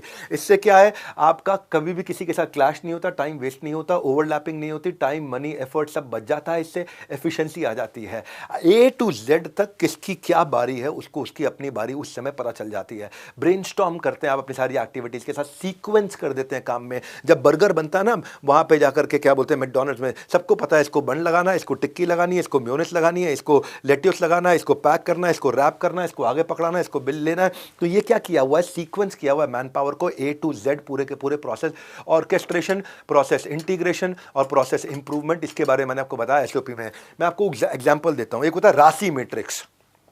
इतने एग्जाम्पल के साथ देता हूं ना, सबसे इसीलिए कंटेंट मेरा इजी होता है, थ्योरी नहीं लगता है बिल्कुल भी। हाँ, राशि मैट्रिक्स क्या होता है? राशि का मतलब होता है रिस्पॉन्सिबल, अकाउंटेबल, कंसल्टेड, इन्फॉर्म्ड। क्या मतलब होता है राशि मैट्रिक्स का? मान लो एक होटल है, होटल का एग्जाम्पल लेते हैं। होटल में कमरे क्लीन करने होते हैं, आप जाते हो, पीछे से आपका कमरा एकदम चकाचक क्लीन मिलता है। तो जो कमरा क्लीन कर रहा है वो है क्लीनिंग एजेंट, वो है रिस्पॉन्सिबल। उसको देखना है कि मेरे को bath tub, shower curtain, shower panel, vanity table, bed sheet लगाना, सब कुछ करना, बिल्कुल क्लीन करना, उसके सारे प्रोसेस लिखे हुए हैं, वो है रिस्पॉन्सिबल। अब उस रिस्पॉन्सिबल आदमी के ऊपर उस पूरे फ्लोर पे, जहां पे उस फ्लोर पे 50 कमरे हैं, उन कमरों के ऊपर होता है एक फ्लोर मैनेजर, वो है अकाउंटेबल। रिस्पॉन्सिबल की गलती हुई तो अकाउंटेबल को पकड़ेंगे, क्यों तुम्हारी टीम ने नहीं किया भाई? 50 कमरों की सफाई होनी थी, 50 कमरों पे रिस्पॉन्सिबल थे, लेकिन पूरे फ्लोर का जो एक मैनेजर है वो अकाउंटेबल है। हो गया राशि में रिस्पॉन्सिबल, अकाउंटेबल। अब आता है एक सुपर स्पेशलिस्ट। अगर कोई ऐसी चीज खराब हो गई, ही इज कंसल्टेड, उसको कंसल्ट करना। हर आदमी उसको फोन नहीं करेगा, उसको कंसल्ट तब करेंगे क्योंकि वो पूरे के पूरे होटल में सारे के सारे फ्लोर्स का हेड है, वो कंसल्ट किया जाएगा। उसका काम हर एक कमरे में जाके चेक नहीं करना है, वो अकाउंटेबल से पूछेगा और अकाउंटेबल अगर तकलीफ आएगी उसको कंसल्ट करेगा। यानी कि अगर मुझे सपोर्ट चाहिए तो कंसल्टिंग मैं कर सकता हूँ, इनसे कंसल्ट कर सकता हूँ। ये सब्जेक्ट मैटर एक्सपर्ट है, ये सुपर स्पेशलिस्ट है, इसको आता है, इसने नीचे से उठ के आया, ये रिस्पॉन्सिबल अकाउंटेबल से उठ के आया, ये क्लीनिंग एजेंट से, फ्लोर मैनेजर से उठ करके आज एक सुपर स्पेशलिस्ट बना है और ये यहाँ पे सुपर स्पेशलिस्ट है। मैं जब भी तकलीफ आएगी इसको कंसल्ट करूंगा। और इन सब के ऊपर होगा एक जनरल मैनेजर होटल का, ही इज इन्फॉर्म्ड, इन्फॉर्म्ड। वो हर चीज को जाके खुद नहीं चेक करेगा, उसके पास इंफॉर्मेशन आएगी, उसके पास एक्सेल शीट आएगी, उसके पास रिपोर्ट आएगी। क्या अमेजिंग तरीके हैं, ऐसे ऐसे फ्रेमवर्क देता हूं मैं राशि मैट्रिक्स का। ये मैंने आपको बताया, रिस्पॉन्सिबल, अकाउंटेबल, कंसल्टेड, इन्फॉर्म्ड। एक आदमी साफ कर रहा है, एक आदमी पूरे फ्लोर को चेक कर रहा है, एक आदमी जब कहीं तकलीफ में आ जाए सुपर स्पेशलिस्ट को कंसल्ट करना, और एक आदमी को केवल इन्फॉर्म्ड रहना है। तो आप लाला जी हैं, आप खाली इन्फॉर्म्ड होने चाहिए, आप हर काम में नहीं घुसेंगे। अगर आप गले में घुस गए, आप हर काम में घुस गए, तो आप धंधा एक्सपैंड कैसे करेंगे? इतने अमेजिंग अमेजिंग चीजें बता रहा हूं आपको। तुलसीदास हो या गौतम बुद्ध हो या रामायण लिखने वाले महर्षि वाल्मीकि हो, एक मोमेंट ने उनकी लाइफ बदल दी थी, सिर्फ एक मोमेंट ने। लाइफ का कोई भी एक लेसन, 10 डे MBA एमबीए का कोई भी एक लेसन आपकी पूरी लाइफ चेंज कर सकता है और गेम उड़ा सकता है। मैं 10 डे एमबीए में हर दिन हर जन्म की लर्निंग देने वाला हूँ। 10 दिनों में 10 जन्मों की लर्निंग दूंगा, गलती से भी मिस मत करना। ये मैं क्यों बोलता हूँ बार बार? अपनी तारीफ करने के लिए नहीं, आपको याद दिलाने के लिए, क्योंकि आपके पास काम बहुत है और जितना घूमोगे गोल गोल आपका छूट जाएगा बड़ा गोल। इसलिए अभी गोल गोल मत घूमो। कोई भी एक दिन मिस किया तो जिंदगी कई बार पीछे छूट सकती है। मैं अब चलता हूं और तेजी से आगे। मेरी 7वीं strategy, advantage of advantages. Powerful अध्याय है। अलग अलग प्रकार की एडवांटेज होती हैं जो आपको आगे लेके जाती हैं। आपकी स्ट्रैटेजी में आपको डिसाइड करना है, चाहे वो एब्सोल्यूट एडवांटेज हो, कॉस्ट एडवांटेज हो, इकोनॉमिक एडवांटेज हो, इंफॉर्मेशन हो, रिलेटिव एडवांटेज हो। मैं एक्सप्लेन करता हूं। सप्लाईज एडवांटेज हो, इकोनॉमीज ऑफ डेंसिटी हो, एक एक करके समझते हैं। बहुत काम की चीज है, इजी भाषा में समझाऊंगा, बहुत आसान कर दूंगा। इकोनॉमीज ऑफ स्केल, ये वो कॉस्ट एडवांटेज है जो एक एंटरप्राइज ऑर्गेनाइजेशन को स्केल बड़ा करने पे मिलती है। Cost per unit, cost per unit का मतलब क्या है? ये एक पानी की बोतल है। इस पानी की बोतल को अगर मैं केवल 100 बनाऊंगा, ये पानी की बोतल, तो हो सकता है 1000 रुपए की पड़े। 1000 बनाऊंगा तो हो सकता है 200 रुपए की पड़े। 10,000 बनाऊंगा तो हो सकता है 100 रुपए की पड़े। 1 लाख बनाऊंगा हो सकता है 50 रुपए की पड़े। लेकिन 10 लाख बनाऊंगा तो हो सकता है 10 रुपए की पड़े। तो जब बहुत बड़ा स्केल होता है तो उसे बोलते हैं इकोनॉमीज ऑफ स्केल, यानी कि कॉस्ट पर यूनिट नीचे हो जाती है। इकोनॉमीज ऑफ स्केल इंडिकेट करता है कि फर्म अब एफिशिएंट हो गई और बड़ी हो गई है। ये फर्म की प्रोडक्टिविटी और एफिशिएंसी को दिखाता है। इकोनॉमीज ऑफ स्केल बढ़ कैसे सकता है, ये सवाल आएगा मन में, कैसे बढ़ेगा ये? या तो टेक्नोलॉजी से बढ़ सकता है, या बड़ी स्पेशलाइज लेबर लेकर के आ जाओ तो इकोनॉमीज ऑफ स्केल आ सकता है, या बल्क में बाइंग की पावर आ जाए आपके पास तो कॉस्ट कम हो जाएगी, इकोनॉमीज ऑफ स्केल आ सकता है। या अगर बेटर फाइनेंशियल मैनेजमेंट हो आपका, आपके पास में डेट ना हो, बिल्कुल भी इंटरेस्ट कवरेज रेशियो ना हो, तो हो सकता है। या आपका नेटवर्क बहुत बड़ा हो बेचने वाला, तो आप फिर खुद बना के या किसी से बनवा के बेच सकते हैं। इकोनॉमीज ऑफ स्केल बहुत जबरदस्त। इकोनॉमी ऑफ स्केल के बहुत एग्जाम्पल हैं। मैं एक एग्जाम्पल देता हूँ इकोनॉमी ऑफ स्केल का। मान लो आपने एक वीडियो गेम बनाई। अब वीडियो गेम को बनाने की एक बार कॉस्ट आई, एक बार कॉस्ट आई। अब उसके बाद जितनी मर्जी कॉपीज बना दो तो cost per one game that you made अपने आप डिक्रीज हो जाएगी, है ना? क्योंकि वन टाइम कॉस्ट जो आपने बनाई, मान लो आपने 10,000 रुपये में एक वीडियो गेम बनाई। अब जितनी उसकी कॉपी बनाते जाओगे वो 10,000 रुपये की एक की कॉस्ट अपने आप कम हो जाएगी। 2 कॉपी बनाई तो वो आपकी 5,000 रुपये की पड़ गई। आपने 4 कॉपी बनाई तो वो 2,500 रुपये की पड़ गई। आपने 10 कॉपी बनाई तो वो 1,000 रुपये की पड़ गई। ऐसे ही अगर आपने 1 लाख कॉपी बनाई तो उसकी कॉस्ट कितनी कम हो गई। इस तरह आप इकोनॉमीज ऑफ स्केल ला सकते हो। इकोनॉमीज ऑफ स्केल लाने के बहुत तरीके हैं। आप रिटेन रहना तभी रिटर्न पाओगे, मिस कर दोगे रिग्रेट कर दोगे। जैसे 3 दिन ध्यान दिया वैसे ही आगे 7 दिन भी आपको साथ में रहना है। अगला समझाता हूँ, इकोनॉमीज ऑफ स्कोप। स्केल तो आपको बताया अलग तरीके से। स्कोप क्या होता है? जब एक कंपनी उन्हीं रिसोर्सेज को इस्तेमाल करके मल्टीपल चीज बना लेती है तो उसमें उन्हीं कॉमन रिसोर्सेज के कारण वो आइटम बनाने की कॉस्ट घट गई है। एग्जांपल से समझो आप, आपकी इकोनॉमीज ऑफ स्केल जो है, यूनिट कॉस्ट ऐसे कम हो जाएगी जब आप वैरायटी बनाने लगते हो, क्योंकि आपकी इनपुट और joint utilization of input same है। हाँ, जैसे मान लो ये इंपॉर्टेंट होता है कि जब आप कॉम्बिनेशन के प्रोडक्ट बना सको। एक जूता बनाने वाले का एग्जांपल ले लेते हैं। एक कंपनी जूता बनाती है आदमी का और वुमेन का, स्नीकर बनाता है, स्नीकर जूता। लेकिन अगर वहीं पे ही वो बच्चों का भी स्नीकर बनाना शुरू कर दे, वो आदमी का और औरत का बना रहा था, बच्चों का भी स्नीकर बनाना शुरू कर दे, तो क्या होगा? वो उसी इक्विपमेंट पे बना रहा है तो नया इक्विपमेंट लेने की कॉस्ट घटी। उसी सप्लाई से लेकर के आ रहा है तो नया सप्लाई लाने में जो कॉस्ट आती है लॉजिस्टिक्स की, किराए की, वो घट गई। उसी स्टोरेज में डाल रहा है तो स्टोरेज आपका ऑप्टिमाइज हो गया। वही वाला डिस्ट्रीब्यूशन चैनल वो जूता बेच रहा है, यानी कि वही डिस्ट्रीब्यूटर और रिटेलर अब ये वाला जूता भी ले रहा है, तो आप नया लाइन ऑफ प्रोडक्ट। तो इससे क्या हो गया? आप you reduce the cost of production on all the goods. तो आपका जो आदमी और औरत का था ना, उस पर भी कॉस्ट घट जाएगी बनाने में, कि जब आप बच्चे का बना रहे हो, और बच्चे की भी घट जाएगी जब आप बच्चे का बना रहे हो। हाँ, तो इसको क्या बोला? Economies of scope. जैसे मैकडॉनल्ड्स है। अब मैकडॉनल्ड्स का एग्जांपल समझो। अगर मैकडॉनल्ड बर्गर बनाने के लिए अलग आउटलेट्स रखता और फ्रेंच फ्राइज बनाने के लिए अलग आउटलेट रखता, तो पर बर्गर और पर फ्रेंच फ्राइज उसकी कॉस्ट बढ़ जाती, क्योंकि वहाँ पे रेंटल, वहाँ पे मैन पावर, वहाँ पे बिजली, वहाँ पे सप्लाईज, वहाँ का लॉजिस्टिक्स, वो सारी अलग अलग लानी पड़ती। पर यहाँ पे रेंटल, बिजली, सप्लाई, स्टोरेज, प्रिपरेशन फैसिलिटी, ये फूड स्टोरेज की फैसिलिटी, ये सारी की सारी सेम है। उसी सेम से आप 2 आइटम बना रहे हो, तो इससे क्या हुआ? मैकडॉनल्ड्स की अपने आप 2 सेपरेट फर्म की जगह एक ही फर्म के अंदर अपने आप कॉस्ट घट गई। बहुत सारे तरीके हैं, इसको बोलते हैं एडवांटेज। और एडवांटेज ऑफ अलग अलग टाइप ऑफ एडवांटेजेस। एक होता है इकोनॉमीज ऑफ लर्निंग। अगर आपकी इंडिविजुअल टीम की स्किल बहुत ज़्यादा, जैसे चाइना है, चाइना इकोनॉमीज ऑफ लर्निंग पे खेलता है, वहाँ की मैन पावर की जो स्किल रेशियो है, वहाँ की मैन पावर की स्किल रेशियो हमारे मुकाबले में 1:8 है। अगर हमारा आदमी एक आइटम प्रोड्यूस करता है, उनका आदमी 8 आइटम प्रोड्यूस करता है। इसको बोलते हैं इकोनॉमीज ऑफ लर्निंग। वहाँ पे स्किल सेट बहुत अच्छा है। एक होता है इकोनॉमीज ऑफ प्रोसेस। किसी ने अगर प्रोसेस बहुत अच्छे बना दिए, जैसे मैंने आपको प्रोसेस में डॉक्टर लाल पाथलैब का एग्जांपल दिया, प्रोसेस इतने तेज बना दिए, इतने बढ़िया बना दिए, लेगो का एग्जांपल दिया था। तो प्रोसेस इनोवेशन या एडवांस मशीन्स लेकर के अगर आप आते हो तो फिर आपका इकोनॉमीज ऑफ प्रोसेस आता है, आपकी कॉस्ट पर यूनिट घट जाती है। ऐसी होता है इकोनॉमीज ऑफ डिजाइन। अगर आपने डिजाइन के अंदर कॉम्पिटेंस हासिल कर दी और उस डिजाइन को आप कॉपी मार सकते हो, जैसे मान्यवर मोहे है। जब आप किसी bespoke कपड़ा किसी से सिलवाते हो, महंगा कपड़ा सिलवाते हो, वो उस स्टाइल का कपड़ा वो बना के देता है 40,000 रुपए में एक जोड़ी कपड़ा, महंगा वाला, बढ़िया ब्रांड जो है ना, अच्छा ब्रांड जो है। लेकिन एक होता है बिल्कुल लोकल।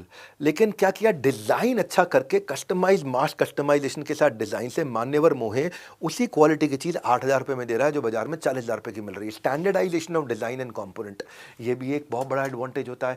फिर होता है कि इनपुट कॉस्ट। अगर किसी प्रकार से आपके पास लोकेशन बहुत अच्छी है, या लो कॉस्ट इनपुट पीछे से लेकर के आ रहे हो, या नॉन यूनियनाइज लेबर है तो लेबर आपको सस्ती मिल रही है, या पीछे जिससे सामान ले रहे हो उससे बार्गेन करने की ताकत है आपके पास में, तो आपकी इनपुट कॉस्ट कम हो गई, वो भी बहुत बड़ी एडवांटेज है। एक होता है capacity utilization, fast and flexible capacity adjustment. इसमें ट्रकिंग क्यूब का एग्जांपल मैं आपको दूंगा। ट्रकिंग क्यूब का एग्जांपल कौन लेके आया? Agarwal packers and movers.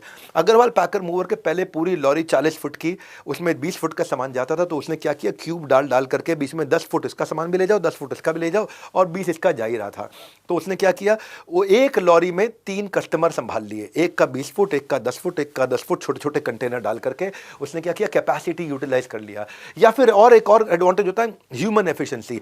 अगर ऑर्गेनाइजेशनल कोलैबोरेटिव एडवांटेज से मोटिवेटेड और ऑर्गेनाइजेशन कल्चर से चल रही है, तो वो बाकियों के मुकाबले ज्यादा स्पीड से काम कर पाती है, तो उसको बोलते हैं ह्यूमन एफिशिएंसी। वो नोकिया और एमआई का फर्क था। नोकिया जब तक 3 महीने के अंदर एक पीपीटी डिजाइन करता था नए मोबाइल का, शाओमी 3 महीने में नया मोबाइल निकाल के ले आता था, उसकी पीपीटी बनती थी, इसका मोबाइल बन जाता था। तो यह है ह्यूमन एफिशिएंसी।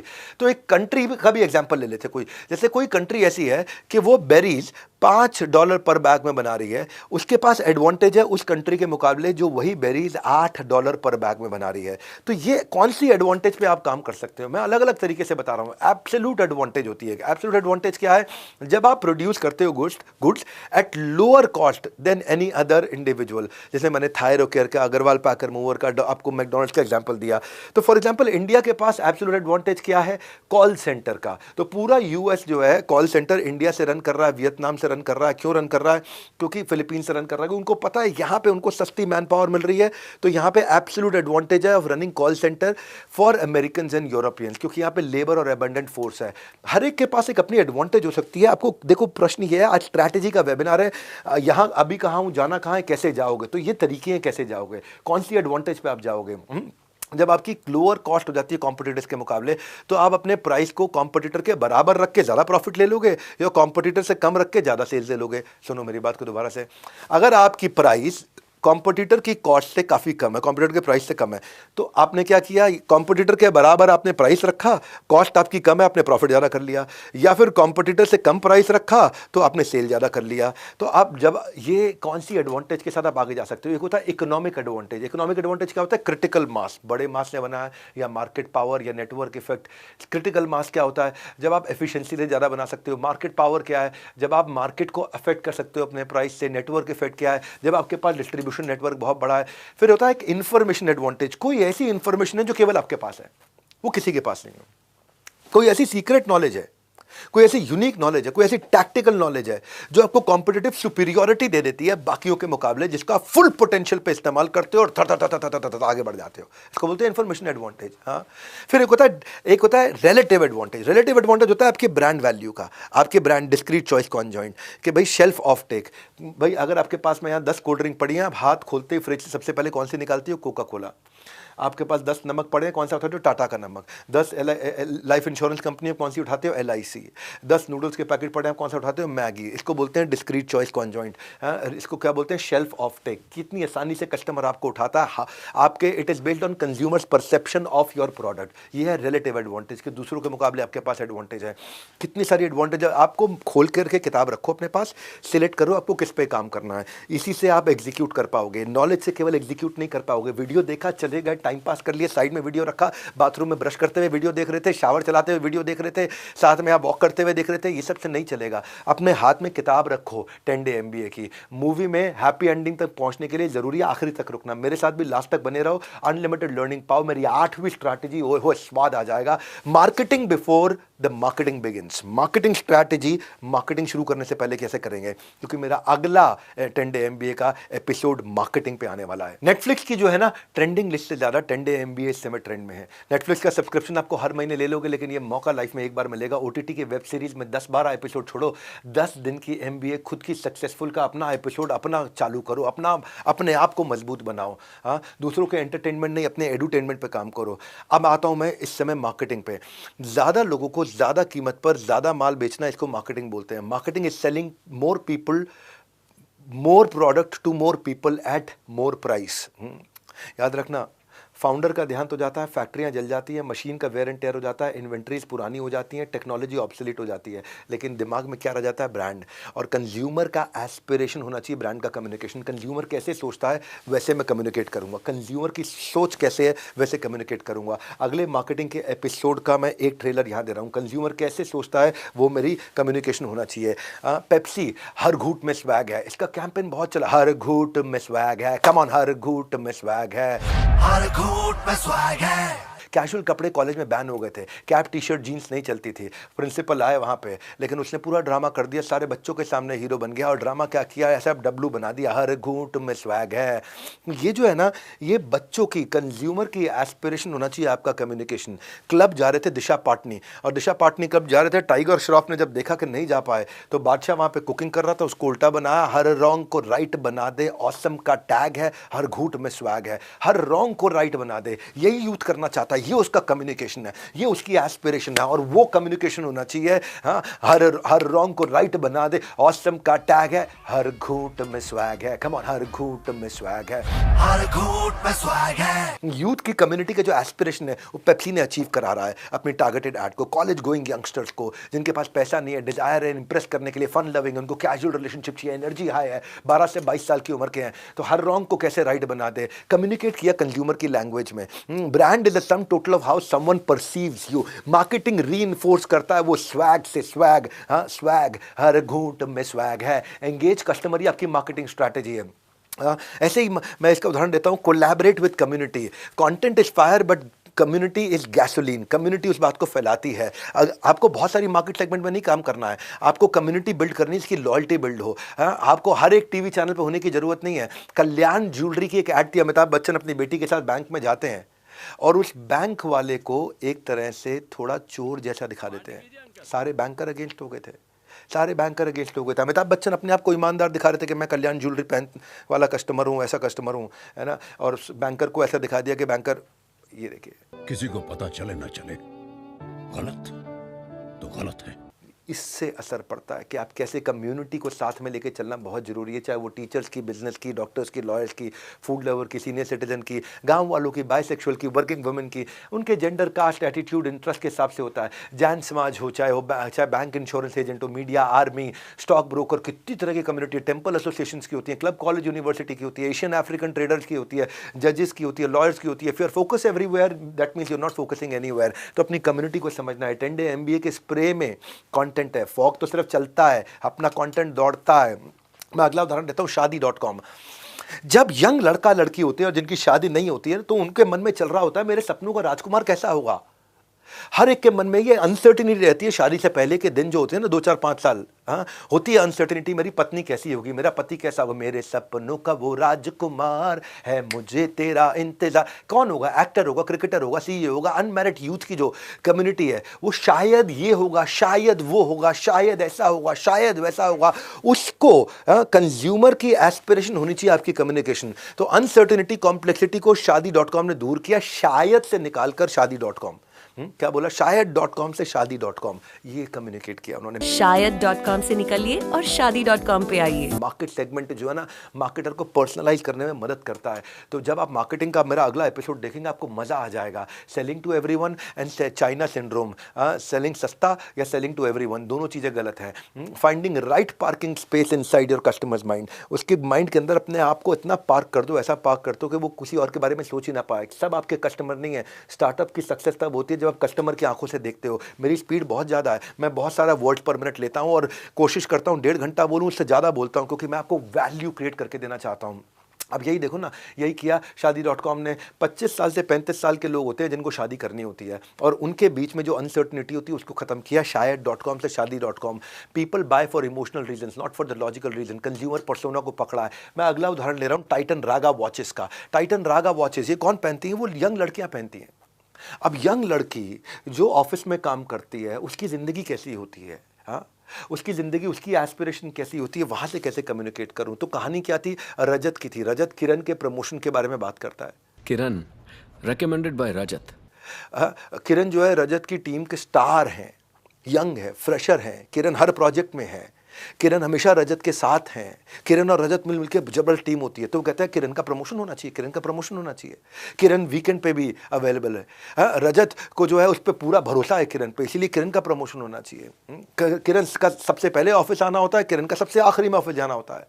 अब बेचारा बोर्ड सोच रहा था कौन है किरण, जरा हम भी तो देखें कौन है किरण। ये रजत की रिकमेंडेशन, हम भी देखें रजत का रिकमेंडेशन। और जैसे ही किरण की एंट्री होती है तो पता चलता है किरण लड़का है, लड़की नहीं है। तो अचानक लोग हैरान हो जाते हैं। तो ये क्या है? ये वो स्टोरी है जहाँ पे एक लड़की अगर मेहनत करे तो देखने में लगता है कि ओ जरूर कॉम्प्रोमाइज़ कर रही होगी। वर्किंग वुमेन की कम्युनिटी के वर्क प्लेस के जो प्रॉब्लम्स हैं, चैलेंजेस हैं, उनको आइडेंटिफाई किया और मिड रेंज रिस्ट वॉचेस लेकर के आए जो कि इंडिपेंडेंट, कॉन्फिडेंट, ब्यूटीफुल लगने में उसको मदद करे। Change the way you look at the women success, she is unstoppable. ये बोला टाइटन रागा ने, she is unstoppable. Make the customer hero of your story. उन्होंने किरण का नाम लेकर के लड़की को हीरो बना दिया। उनकी क्या कहानी है, उनकी स्टोरी क्या है, क्या रिलेशनशिप है। रिलेशनशिप ट्रस्ट पे होता है और ट्रस्ट से रेवेन्यू आता है।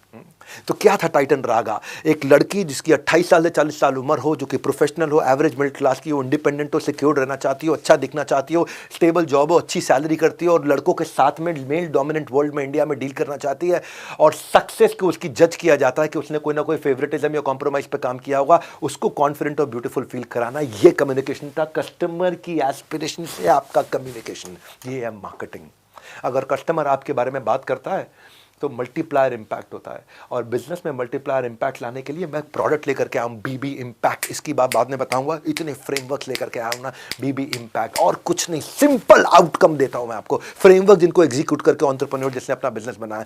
52 framework, 52 live question answer, 26 live sessions. इसके अलावा आपके बिजनेस के ग्रोथ के लिए 1-to-1 बीबी कोच आज डॉक्टर विवेक बिंद्रा। इसके बारे में आपको जानना है तो एक फ्री वेबिनार है 7:30 बजे, उसके बारे में आप अटेंड कर सकते हैं। लेकिन अगर आप इस समय ऐप पे हैं और बीबी इम्पैक्ट के बारे में जानना चाहते हैं तो कॉल नाउ का बटन है, कॉल नाउ पे इन्फॉर्मेशन ले लीजिएगा बीबी इम्पैक्ट के बारे में। कॉल नाउ पे बात करिएगा अभी। अब मैं लेकिन अगली केस स्टडी पे चलता हूँ, मुझे कंटेंट देने का काम करना है इस समय।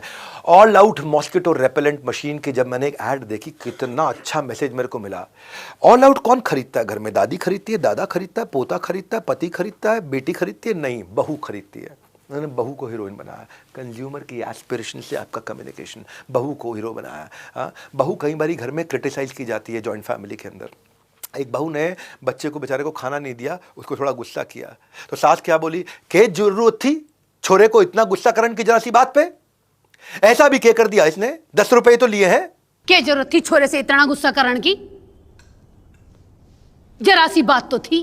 फिर आगे एक और बात आती है, मेरे पैसे लिए थे, तेरे बाप के नहीं लिए थे। मेरे पैसे लिए थे इसने, तेरे बाप के नहीं। बहू की बेइज्जती हो रही थी, उस बहू को हीरो बनाना था। उस डॉटर इन लॉ के घर को हीरो बनाता, जो कौन क्या खरीदती है, ऑल आउट खरीदती है, जो ऑल आउट खरीदती है। क्या बोली साथ, छोटे घर की है ना, तेरी माँ ने तुझे कुछ सिखाया नहीं? छोटे घर की है ना, तेरी माँ ने कुछ तुझे सिखाया नहीं है? वो बेचारी कितनी उदास हो गई, कितनी उदास हो गई। तब वहां पे ससुर जी सपोर्ट में आते हैं, फादर इन लॉ। इसने 10 रुपए लिए ना है, चुराए हैं। इसने 10 रुपए लिए ना हैं, चुराए हैं। हाउसवाइफ की कम्युनिटी को, उनकी प्रॉब्लम्स को आइडेंटिफाई किया, उसको हीरोइन बना दिया।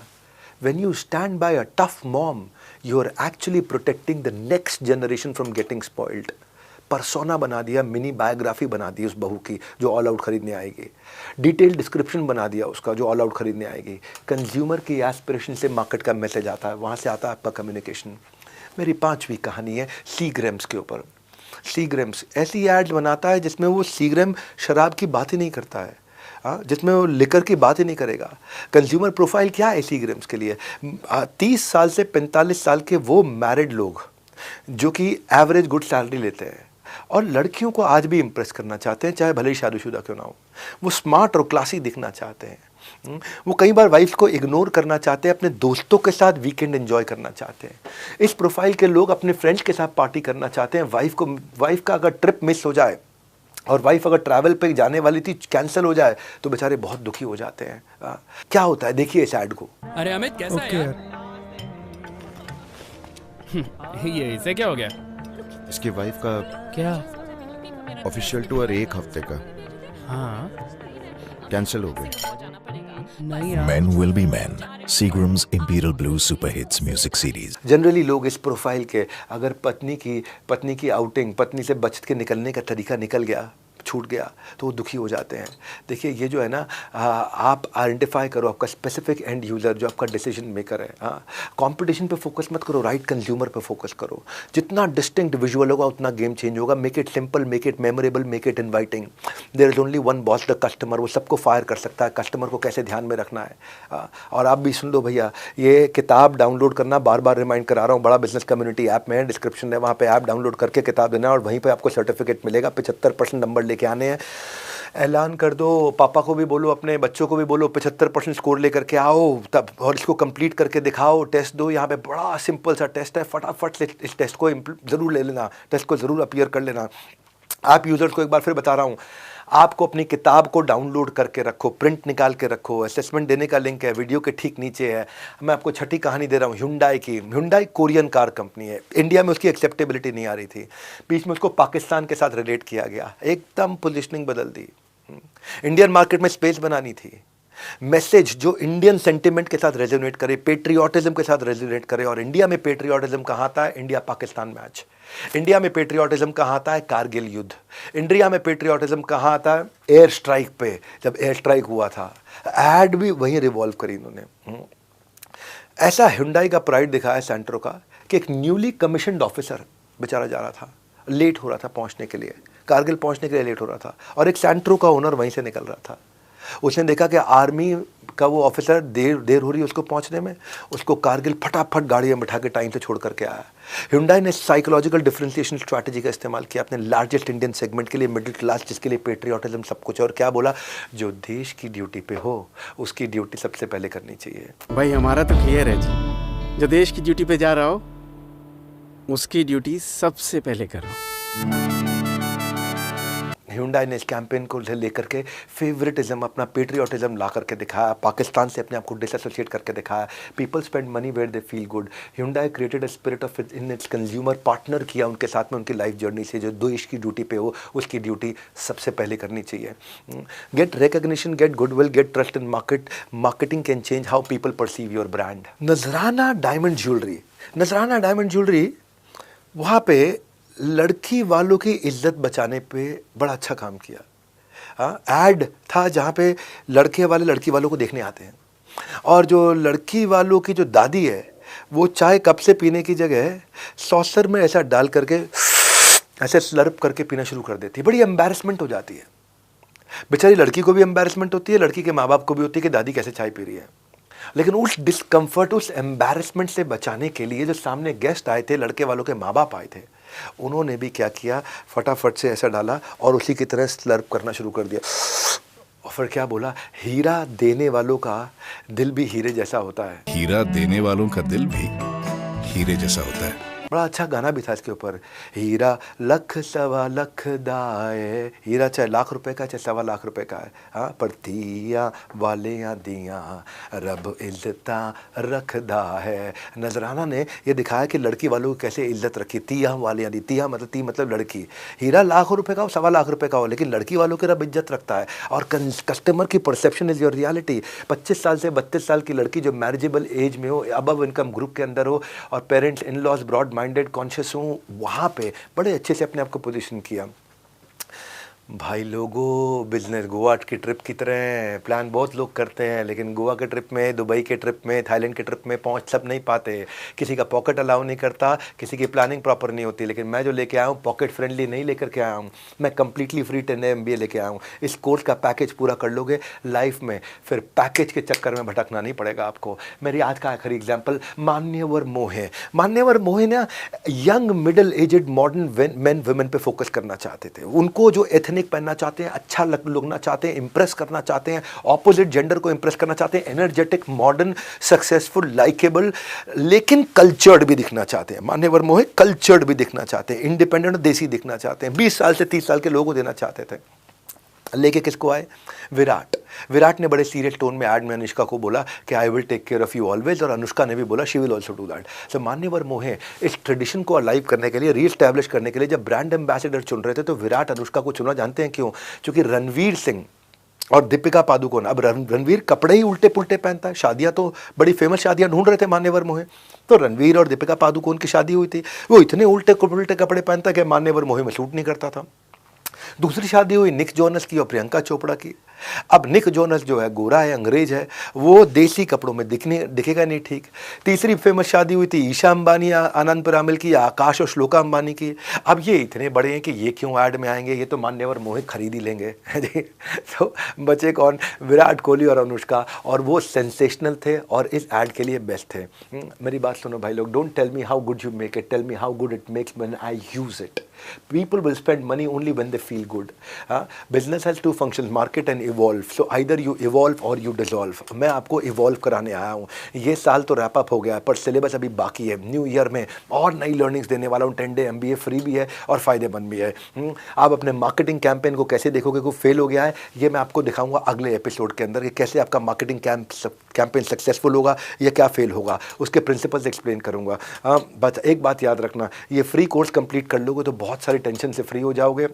मैं अब इसके बाद आपको अगले हफ्ते guerrilla marketing, value add marketing, ambush marketing, social trust marketing, experiential reciprocation, बहुत सारी मार्केटिंग की चीज़ें देने वाला हूं। और 5वें दिन आपकी पर्सनालिटी को ट्रांसफॉर्म करूंगा, कम्युनिकेशन के लिए को ट्रांसफॉर्म करूंगा ताकि आप बाजार में जाकर के बेच सको।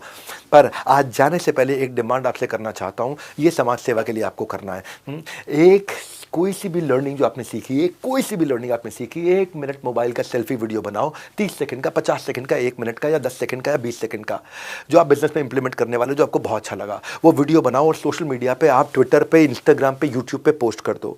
और उस पर हैशटैग डालना आपको join 10 day MBA, hashtag join 10 day MBA, hashtag doctor Vivek Bindra. मेरी टीम को आप वेरीफाई करेगी आपको, क्योंकि आपको मुझे भेजना है ये। और आप मुझे जैसे ही इसका लिंक व्हाट्सएप कर दोगे, नीचे मैंने नंबर दिया है, मैं आपको 50 कोर्सेज, 1000 वीडियोस, 180 घंटे का कंटेंट, 2000 रीडिंग मटेरियल, 45 प्रोफेसर्स का बनाया हुआ 13,000 रुपए का how to start a startup बिल्कुल फ्री देने वाला हूं। इसके 2 फायदे हैं। एक फायदा, जिसको आपने शेयर किया जॉइन 10 डे MBA, वो फ्री में करेगा अटेंड, कोई पैसा नहीं, कोई कमीशन नहीं, कोई इंसेंटिव नहीं, कोई लेना देना नहीं, कुछ नहीं। और जो आप खुद दे रहे हैं, आपको अलग फायदा हो रहा है। सो फाइनली सेरेमनी चाहे कोई भी हो, गिफ्ट का लिफाफा तो लेके जाना पड़ता है, पर मेरी लर्निंग की सेरेमनी ये फ्री है। यहाँ खाली हाथ सिर्फ खुद को लाना है, लेकिन बाकी भरे हुए हाथों से, भरे हुए दिल से, भरे हुए आपके दिमाग को मैं भेजूंगा। रिटर्न में मैं ढेर सारी लर्निंग्स मेरे से लेके जाओगे। लर्निंग के इस गेस्ट लिस्ट में आपको कल फिर से, यानी कि अगले संडे फिर से अटेंडेंस लगानी है, क्योंकि सेरेमनी की अभी 7 दिन और चलेगी। हमारे साथ जुड़े रहने के लिए, वर्ल्ड का नंबर 1 एंटरप्रेन्योरियल यूट्यूब चैनल बनाने के लिए, मेरे साथ हर बार खड़े होकर के बिजनेस लर्निंग सीखने और दुनिया को सिखाने के लिए आप सबका हृदय की गहराई से प्रेम पूर्वक बहुत बहुत धन्यवाद।